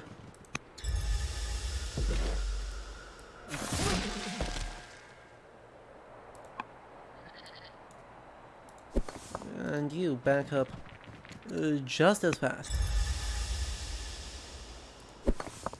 Attack, move back into the city limits, attack, step in, kill. Perfect. That is still going okay. And this is, I'm gonna have an elephant soon. I'm going to get an elephant real soon. And that'll be good. Anyway, where was I going with music? The music in the game is like reconstructions based on modern traditional musics from each area. So, you know, in the assumption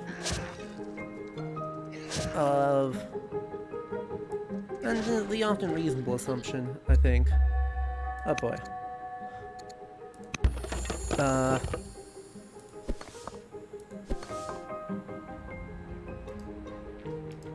we'll do that. We'll do that. You can't kill, so you're just gonna back up and heal.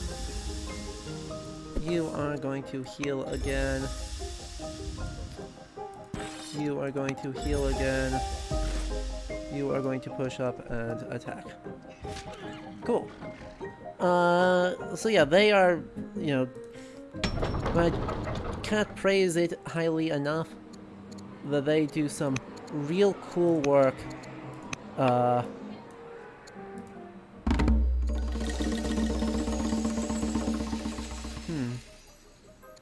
Society shall be bound by rules. With how they're doing the music, and right, that was something that the that Layla, the co-lead on the project, has been or was apparently adamant about from things I have heard her talk about, right? She was of the opinion that that was really, really, really important, and that any trying to do this game without getting the soundscape right, or without getting the soundscape plausible, would be a big mistake. And it pays off. The music is freaking awesome.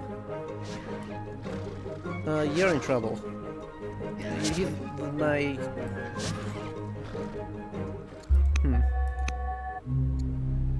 Oh no, my husband died.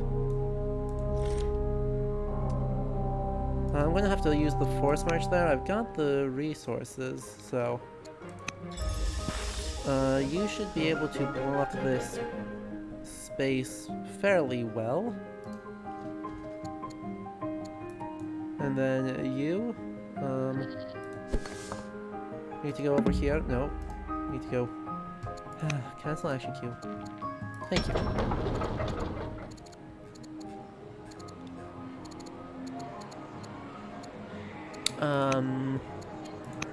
Yep.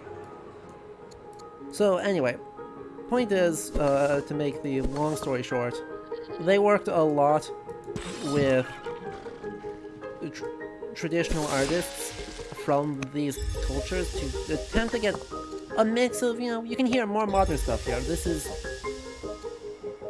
Piano is not exactly known for being a super ancient instrument, but the idea is still there, right? That in some meaningful way, doing a mix of modern music, traditional music from the descendants, the people who now live in the places where these cultures used to be, and reconstructive work for what the soundscape of these cultures might have been. And there is just so much to be proud of for that. Oh, crap. That's a problem. What does tribal invasion mean? Okay. That's fine. We are going to need to hurry some things up here. What are you next on? You are next on that. We'll get 2 of those, I guess. After we finish this elephant, which should finish soon, we're going to hurry another elephant. Come on, be good. Humble. Yeah! Revenants. Quite. Yes, quite. Screams rouse you in the dead of night. You wake to find an apparition at the foot of your bed. When it speaks, it does so in the voice of the trembling Queen Rishatbal, the new. Trembling you turn to... Well, that's exciting.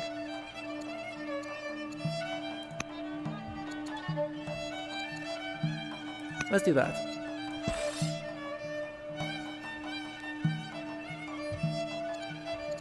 Fortify.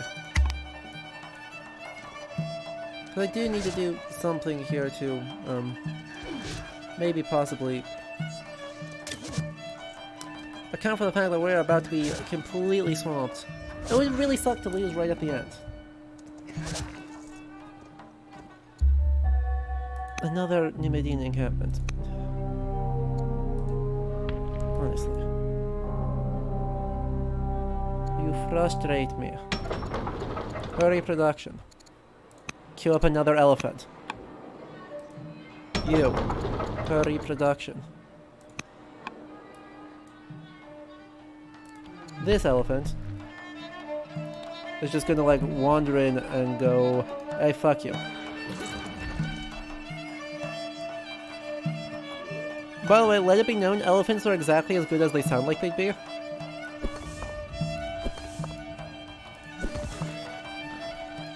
Which is, admittedly, quite an achievement, but I will stand by that claim. Elephants are exactly as good as they sound like they'd be.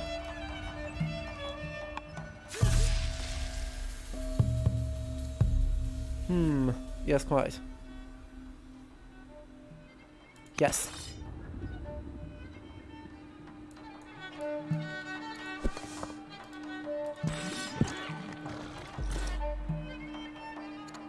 Heal.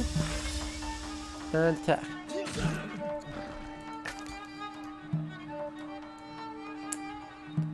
Let's see, you're working on an apprentice officer, which is fine. After that, you need to work on one of these. Do these bireams help me at all here? Can they attack from any distance? I think no. The answer appears to be no. Judge. So I've got an open governor, don't? No, I don't. I have another ambassador, which is not nearly as helpful.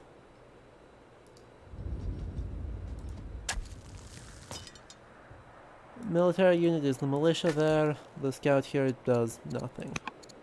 Okay, so I think that at least gave us a better idea of what the heck is going on. Long term, when we perhaps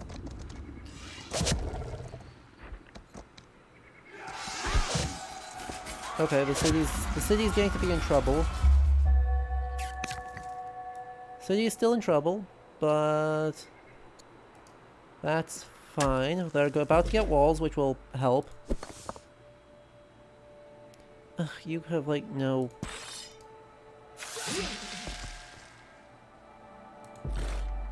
You are doing nothing in terms of damage. Holy moly. What is making you do so little? That's okay. We'll just like run up and then heal. Because that's good defense. Then you can go there. And you can go there. And you can get a kill. And then he can just run in and heal again. Now, watch this. This will be very funny.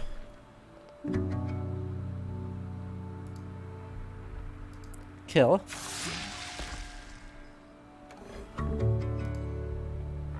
Kill. This routs him. We walk this elephant in. Kill. And then we get to rout again. Which drives him off this way, where we can use the militia to do some good, and then we can use the warrior to finish it off. Elephants are good, yo.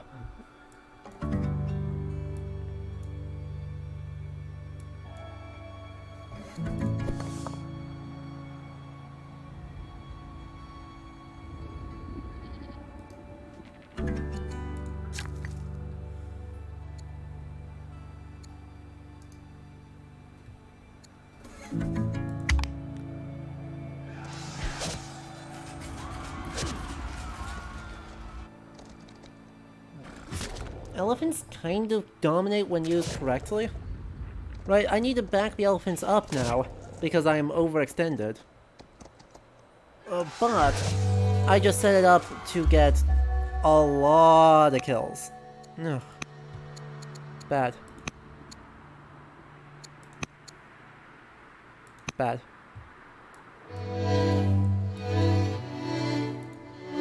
So you retreat. Upgrade. Yes, quite. Elephant with turret. A good mood. I like the mood of elephant with turret.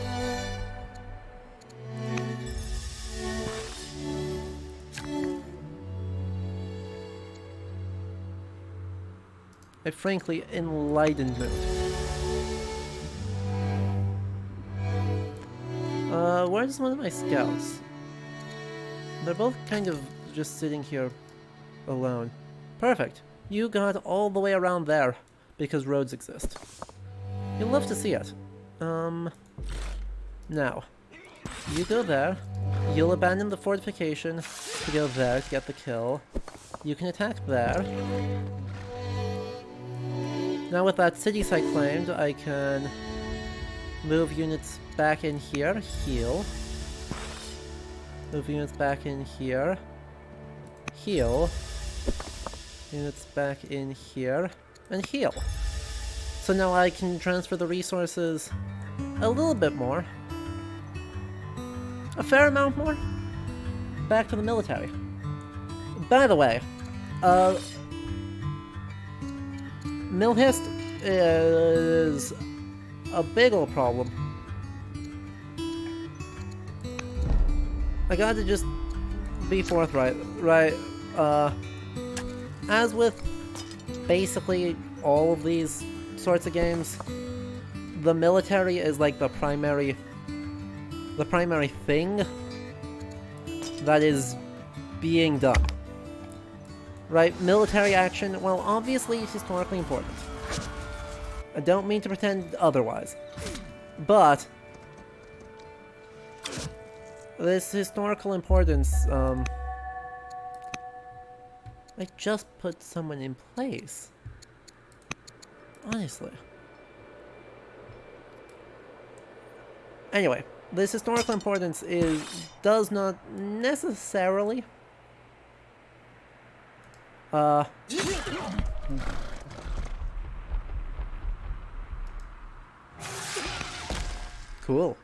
We have a new title. Does that title do anything? That title does not do anything. Anyway, what do you say I overextend with the more wounded elephant?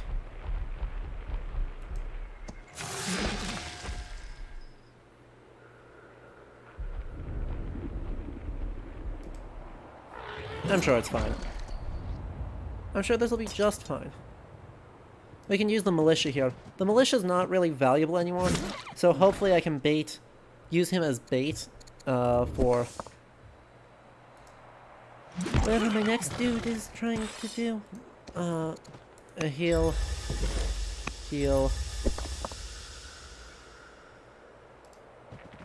Run up here and attack.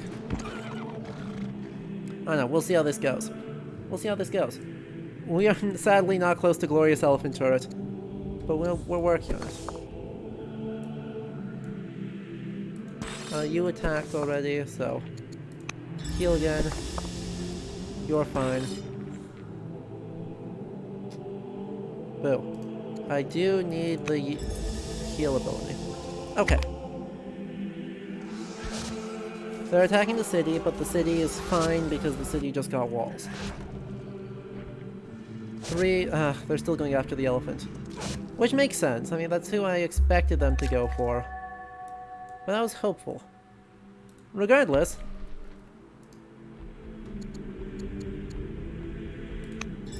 Just back up and heal. Back up and heal. And back up and heal. And just back up. And back up and heal. Lather, rinse, repeat.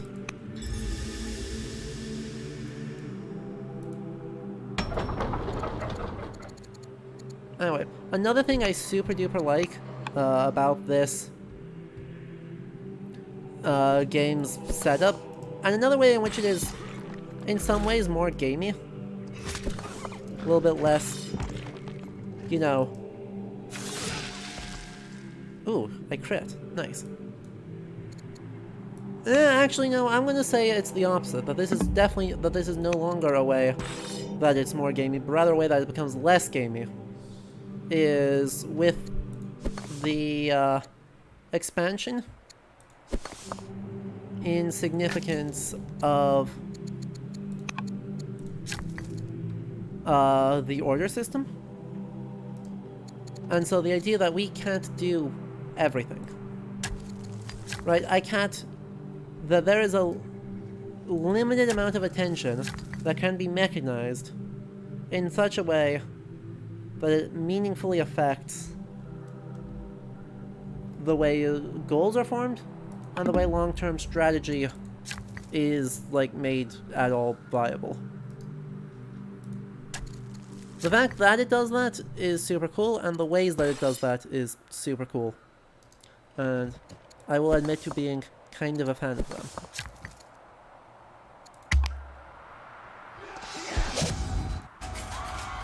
Oh, well, crap. I've got someone on the coast.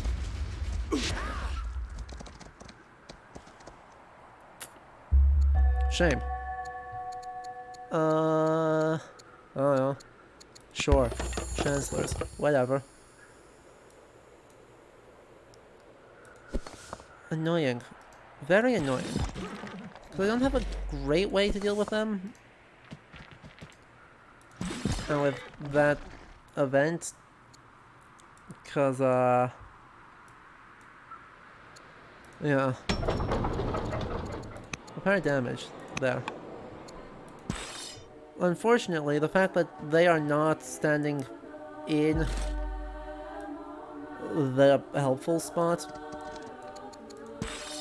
is kind of an issue.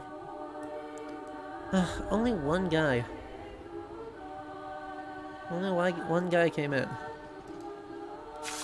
Shame. Heal. You are free on promoting, so, Horsebane.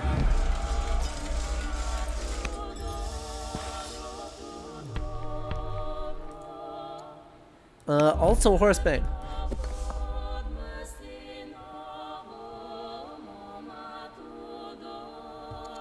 Okay. Well, that leads us to...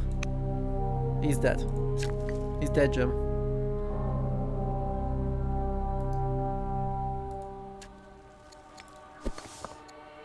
And the end of the year. Anyway, I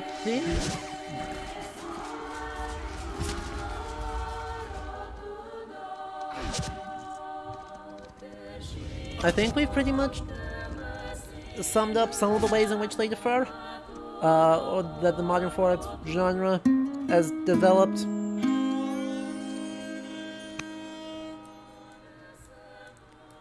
And some of the new and somewhat interesting ways that there are,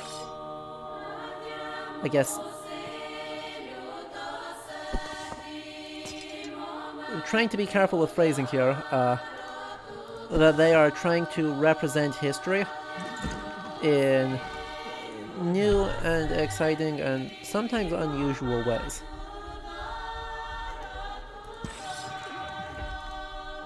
Okay.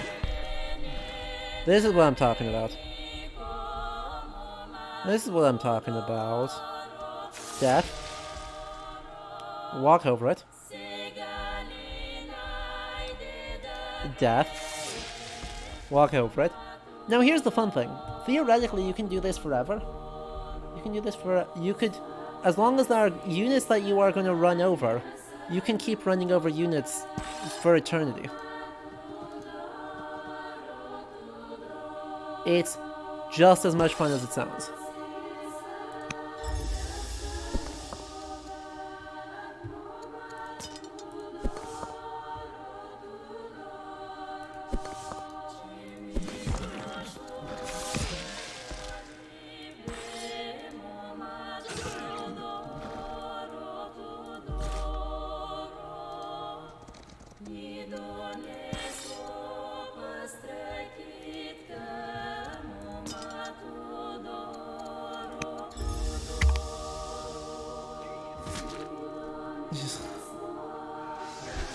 Oh wow, you didn't go for the kill. I'm actually genuinely surprised that they didn't go for a kill there. Huh. Failed a goal, build 6 shrines. Well, that's fair. I don't know that we'll actually get around to this one, because what do I need to do to get professional army? Requires manor. I don't think I'm going to get that. Ha! No. I think the odds of me getting that are actually extremely small. So we're going to get a silver victory. Most likely. And that'll still be pretty good. I'm still not, but you need one more hit there from someone to finish this kill.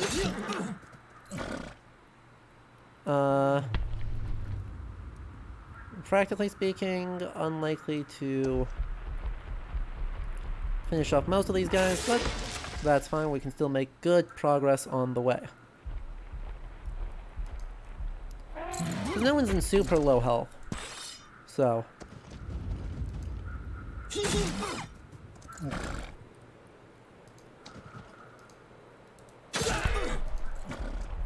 We can roll over this guy with 1 elephant. Huh.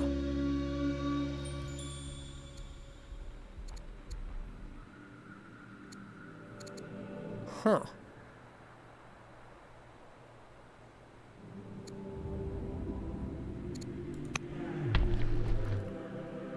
Okay.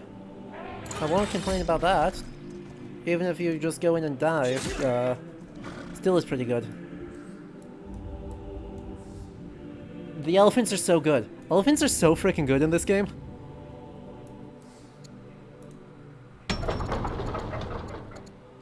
They're expensive, but if you're drowning in resources like I am, who cares?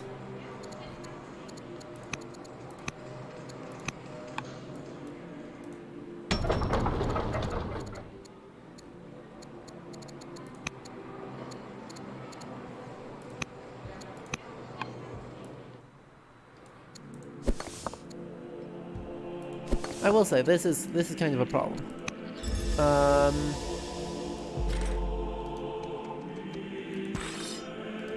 Can you do it low enough? Because cavalry can actually also do the same thing. What? Oh, am I out of orders? God dang it. Cavalry can actually do the same thing.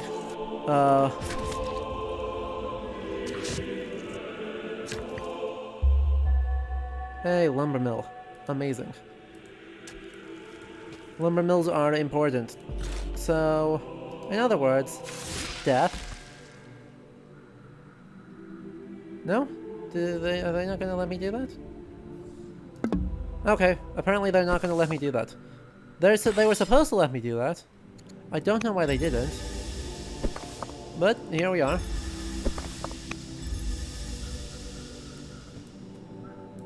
So, just make me look like a fool, game. I see how it is.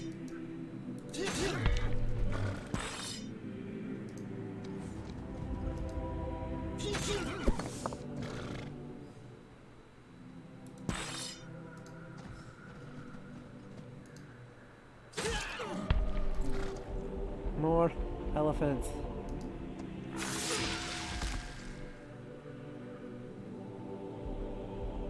Sadly, this isn't a kill. It just panics a guy. Then we get the kill. And then, yeah, there's more guys out here, but I beat the entire raid. I beat the entire Libyan raid force. Honestly, without even being too worried about it. Because that doesn't take into account the other elephant I've got. Or this other soldier. Who's just gonna, like, fortify. And then we won't worry about it.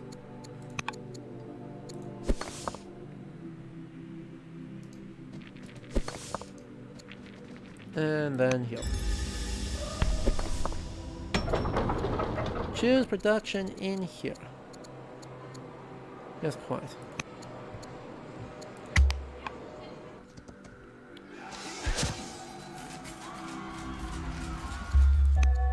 Woohoo. Standard finance produce. Sure. Have fun.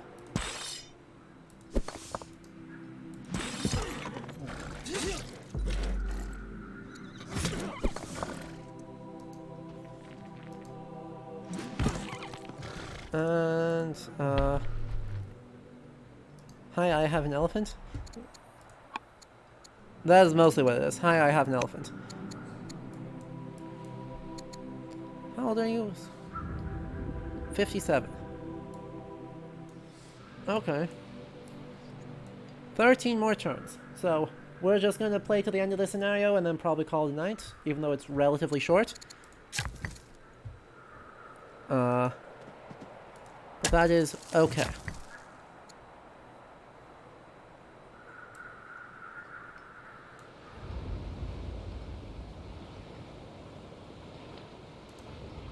Need to repair that. And then back up.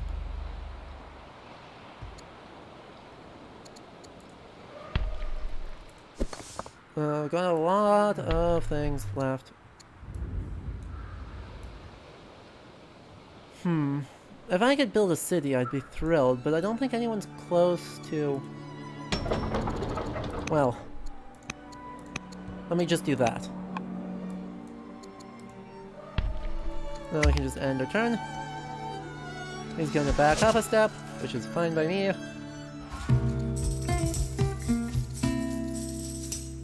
And rumor has it, the game is a variant of another gameplay in Far Off Lands, needing nothing more than a series of holes and some seeds or... Ha! It's Mancala.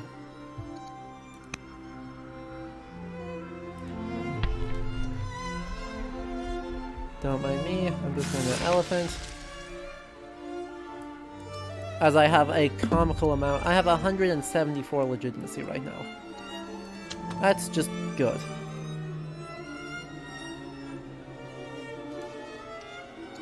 Force march, go.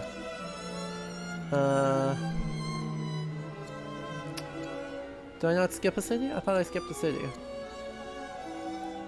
1, 2, 3, 4, 5. Yeah, he doesn't have a city. I think it's you. Right? Cities 2, cities 2. Yeah.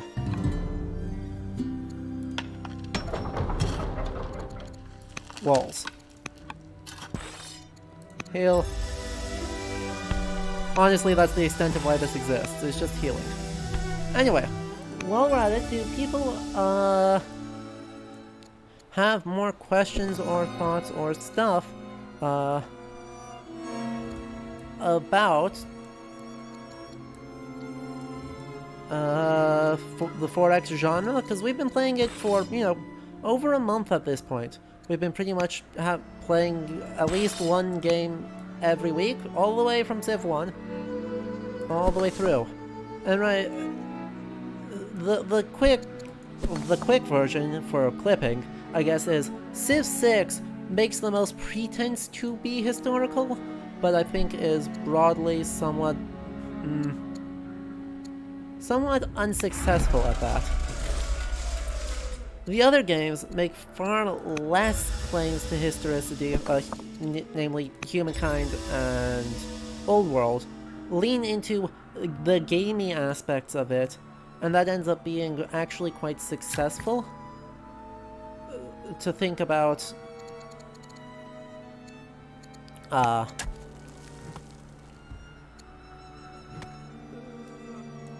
different ways that games can represent and model historical processes. Old World. Sorry, did I say Homeworld? I may have said Homeworld. I meant Old World.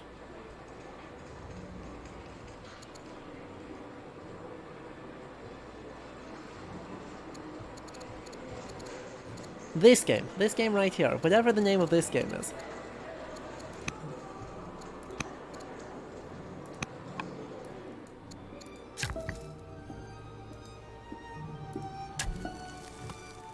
I know. Historical spaceships. To be fair, I mean, I think there is room for interesting things to be said about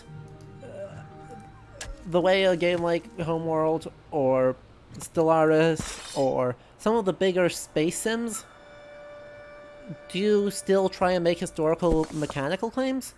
Right, this is the way that culture develops and works. Therefore, it must be said that this is a consequence, no, that's not quite the right word. Are you doing nothing? No. What are you doing? What are you... Cannot figure out what you are working on. Anyway. Sleep. Next unit, promote. Bloodthirsty, perfect. And sleep. And sleep. And promote. And go stand on the thing there and fortify. And go stand on the borderlands here, and then sleep. You can promote here to be also sleep. Heal.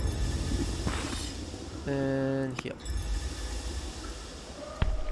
And heal. Cool. Look at all this space I've gotten. Well, they've got a lot of people, but luckily there's only 11 turns left, and they cannot do anything to stop me. Homeworld is good fun. Right, it's not something I've thought about a whole lot about streaming, but it is good fun.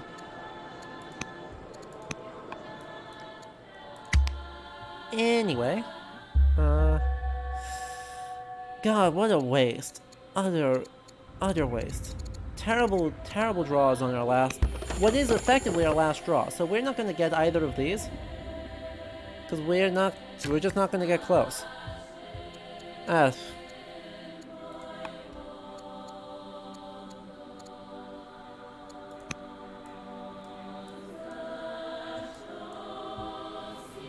Again, I want to know what this guy is doing.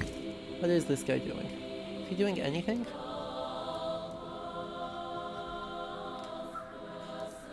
Helpful.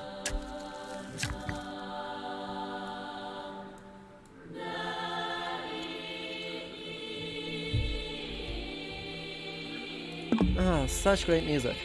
Anyway.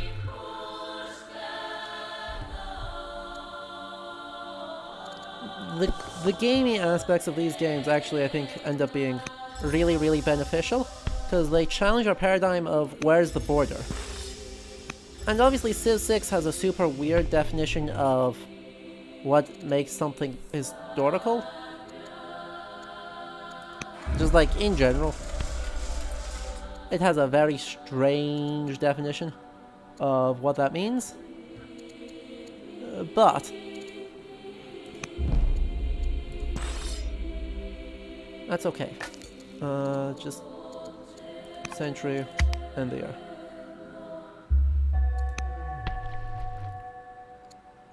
Can I just end? I have to decide these two different things, don't I? Fine. Woodcutter. Master Acolyte. And the year. I just want to finish up the year, because frankly no one's doing anything. In KJ, in my experience, some 4X games tend to take stands on how society works and which choices are best, while some try and present pro-con balance. Definitely, a good example of this actually is of that tension, right, between needing to take a stand on especially moral issues,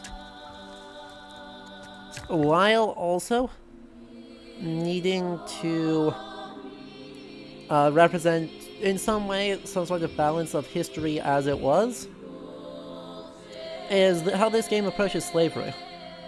So slavery in this game is just a civic you can enact that is very bad for you long term, but actually pretty good for you short term. This is something that Layla Johnson has said specifically is kind of their intention here. Because every single player culture in Old World practiced the enslavement of other people, which is morally reprehensible, and it was reprehensible in 608 BC just as much as it is in 2021. But it's in some way doing a disservice. And you don't want to just make it good, because then that is, or it would be doing a disservice to not represent it. But you can't represent it without in some way giving people agency. So there are whole sets, actually, of events that... Oh yeah, humankind did a bad with that. Humankind did a bad with that of just failing to give you an option to not enslave people. It didn't have to be that way. Oh, we're gonna get attacked again. Okay. Reports of a raid.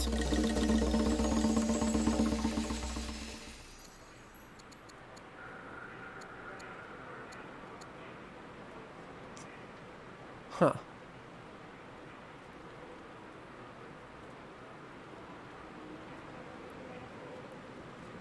Oh. Because they realized I had no kids, I think. I think what happened there is they realized I had no kids.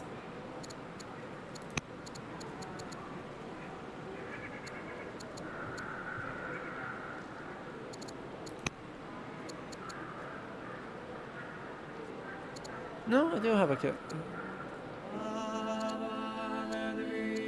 No, I do have a kid. Okay. Whatever.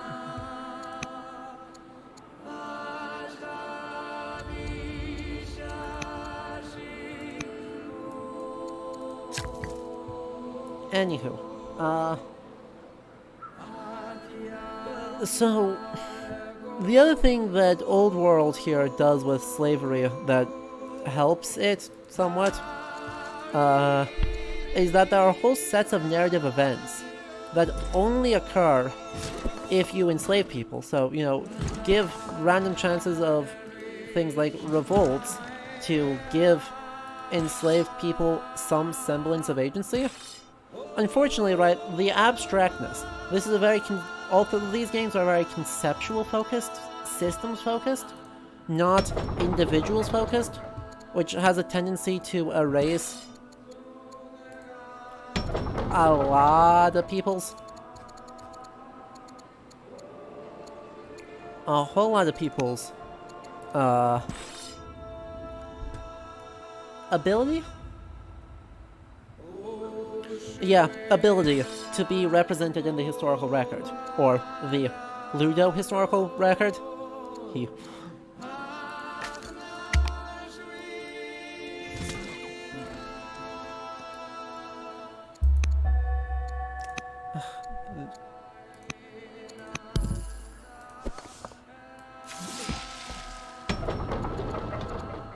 Oh no, build something that takes a long time so I don't have to think about you again.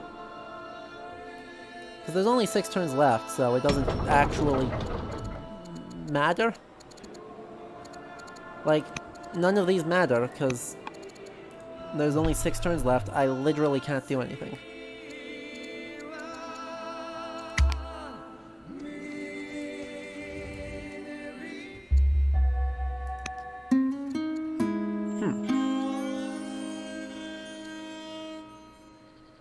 Yes, we might...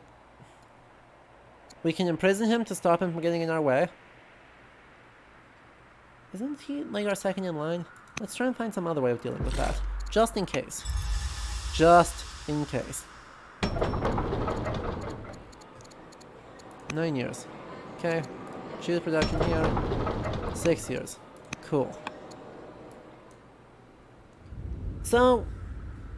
yeah, I think we've covered a decent amount of ground here, but definitely different ways of using different games, experiences, genres, somethings, in order to explore other modes of being within this grand historicized simulation. Very systems heavy, very concept heavy, and very relationships heavy, particularly elite relationships for Old World specifically, less so for the other 2 games.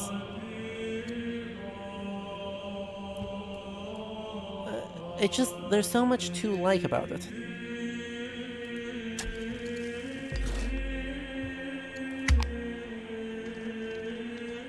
Yeah, you're going to attack me, you're gonna...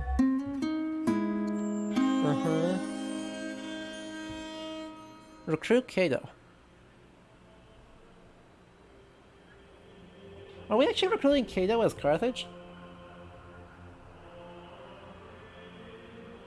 Is this a thing that we're doing?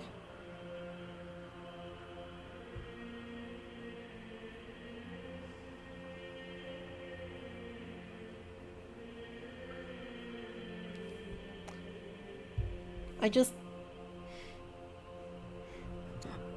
just want to point this out. We are about to recruit Cato, i.e., therefore I conclude Carthage must be destroyed for umpteen years, to our court in Carthage. We love to see it.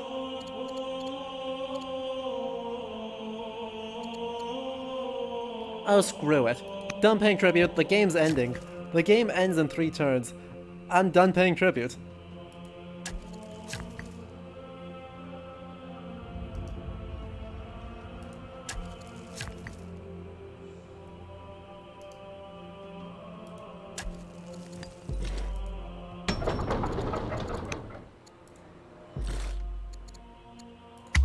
We're playing an ultimate defensive. The ultimately defensive thing, because, I mean, yeah. Ah yes, Cato the Intelligent. Cato the, for some reason, chose to be Carthaginian.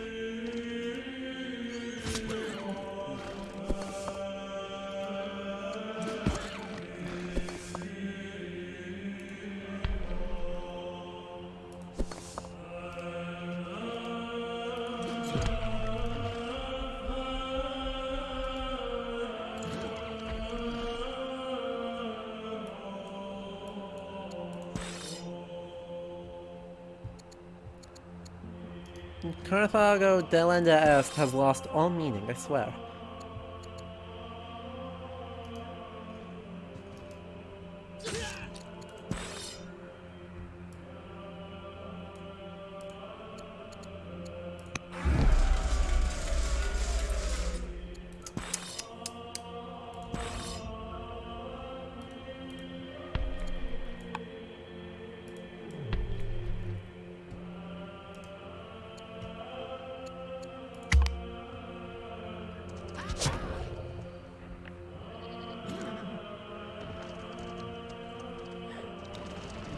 You love when the AI is dumb enough to not realize your scout is there.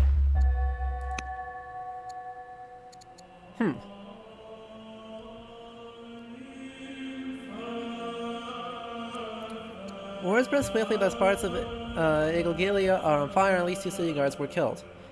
Several influential magnates are furious that we stopped paying tribute. They fear that we are not quite ready to assert independence. We have elephants. Oh, stop it.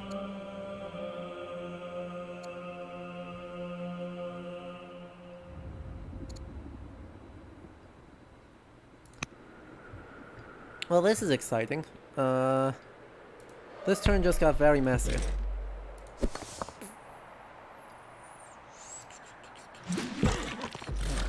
How do we do the... Okay, that's a kill. Great. That's a kill. Just as great. I noticed that they have control over, most everything important. Which is to say...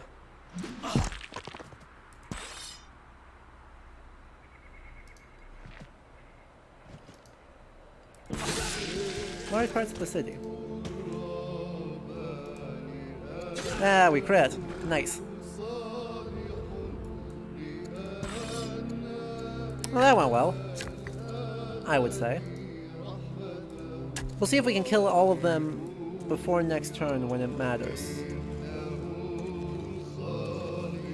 Do I have another elephant here? How far can the elephant get? Especially if I force rush things. What do you mean, can't force rush? Where is my elephant? Where did my elephant? Why did my elephant not move?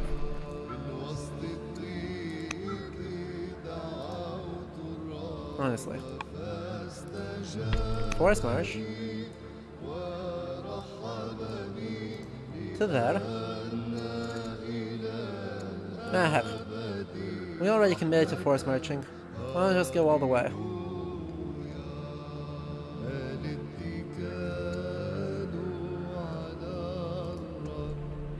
Oh heck, this'll be good fun. The power of spending 100 tactics.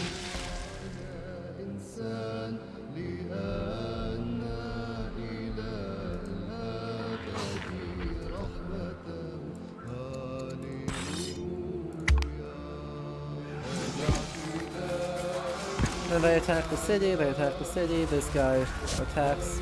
Fine, fine. And we failed our last goal. So we end up with a silver victory. I'm okay with that. It's not amazing, but it's not bad either. And we get another kill there. Just frickin' ruin. Absolutely freaking ruin these assailants.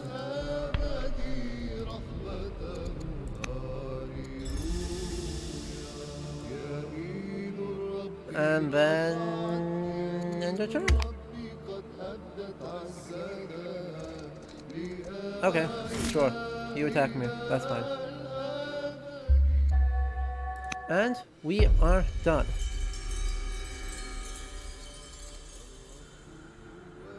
The Carthaginian nation has overcome much adversity during the past century, from humble beginnings striking out at local pressures to a burgeoning empire with aspirations of dominating most of the Mediterranean.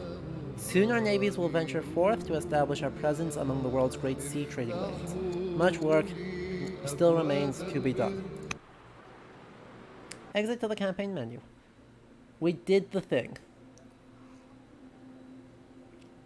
God, Cato joining us as a chronicler was just the moi ending. Perfect. You love... I mean, that's one of the fun things of some of the random generation, is that sometimes things just line up. Sometimes things just line up in a counterfactual that is just hilarious. And that is good fun. You love to see it in these kinds of games, and it's something that only these games can do. Like, who honestly goes, yeah, let's make Cato join Carthage as a court scholar? Big fan. And ultimately, right, that's the thing that makes all three of these games worth playing. You know, Old World, Civ 6, and Humankind. While it's easy and just to criticize the ways that they portray history, because there's a lot of ways in which it's a hot mess, there's also a lot of ways that it does very cool, interesting, useful things. They give, especially with guidance, insights into some of the concerns that affected past rulers. I think this game does that the most successfully of all of them. Humankind a little bit less because it is so much a historical play space, but the extreme counterfactuals of Humankind let you focus on other things than whether or not they get a culture detail right. Right. But this game especially, right, thinks about, well, what are some of the concerns that you have to devote attention to? And simplifies it, but then gives you a space to explore counterfactuals and gives you enough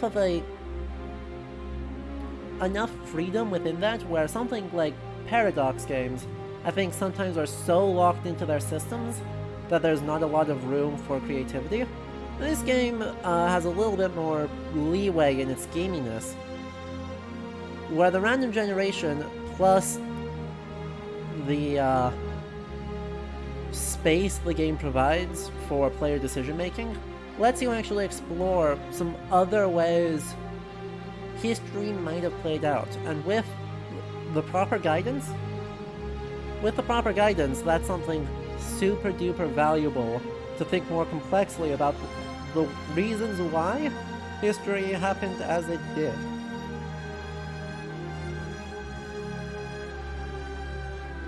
Now, all the little accidents on the way that had a big impact, like Cato being born Roman, and witnessing the Second Punic War instead of being born in Carthage. Little accidents like that. That's super cool, and something that I'm really glad all these games exist for. So, looking ahead, this probably wraps up our time with 4X games. We'll revisit them, obviously, a lot, but there's enough other games that I want to finish up, move on, look at some other ways of doing history in them. So, let's see, what's Friday? What did I say Friday was? I said Friday was something, give me just a sec. Friday's gonna be Valheim, because the Hearth and Home update should drop on Thursday. So, we are going to look on Friday for, oh, rip the music. For the Hearth and Home update for Valheim, we're going to just start up a new world, see what all the new content is, do stuff. Then sometime this weekend, hopefully. Liam has been busy with work, I've been busy with work, but if we can make time, the other half of Assassin's Creed Valhalla Siege of Paris will be then.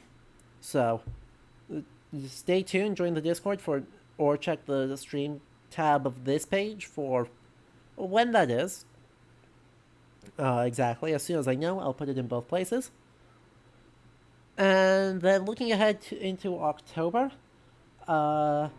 we've got a Halloween game, right? It's spooky month. We're going to have to play a spooky game, and that spooky game is going to be Castlevania Symphony of the Night.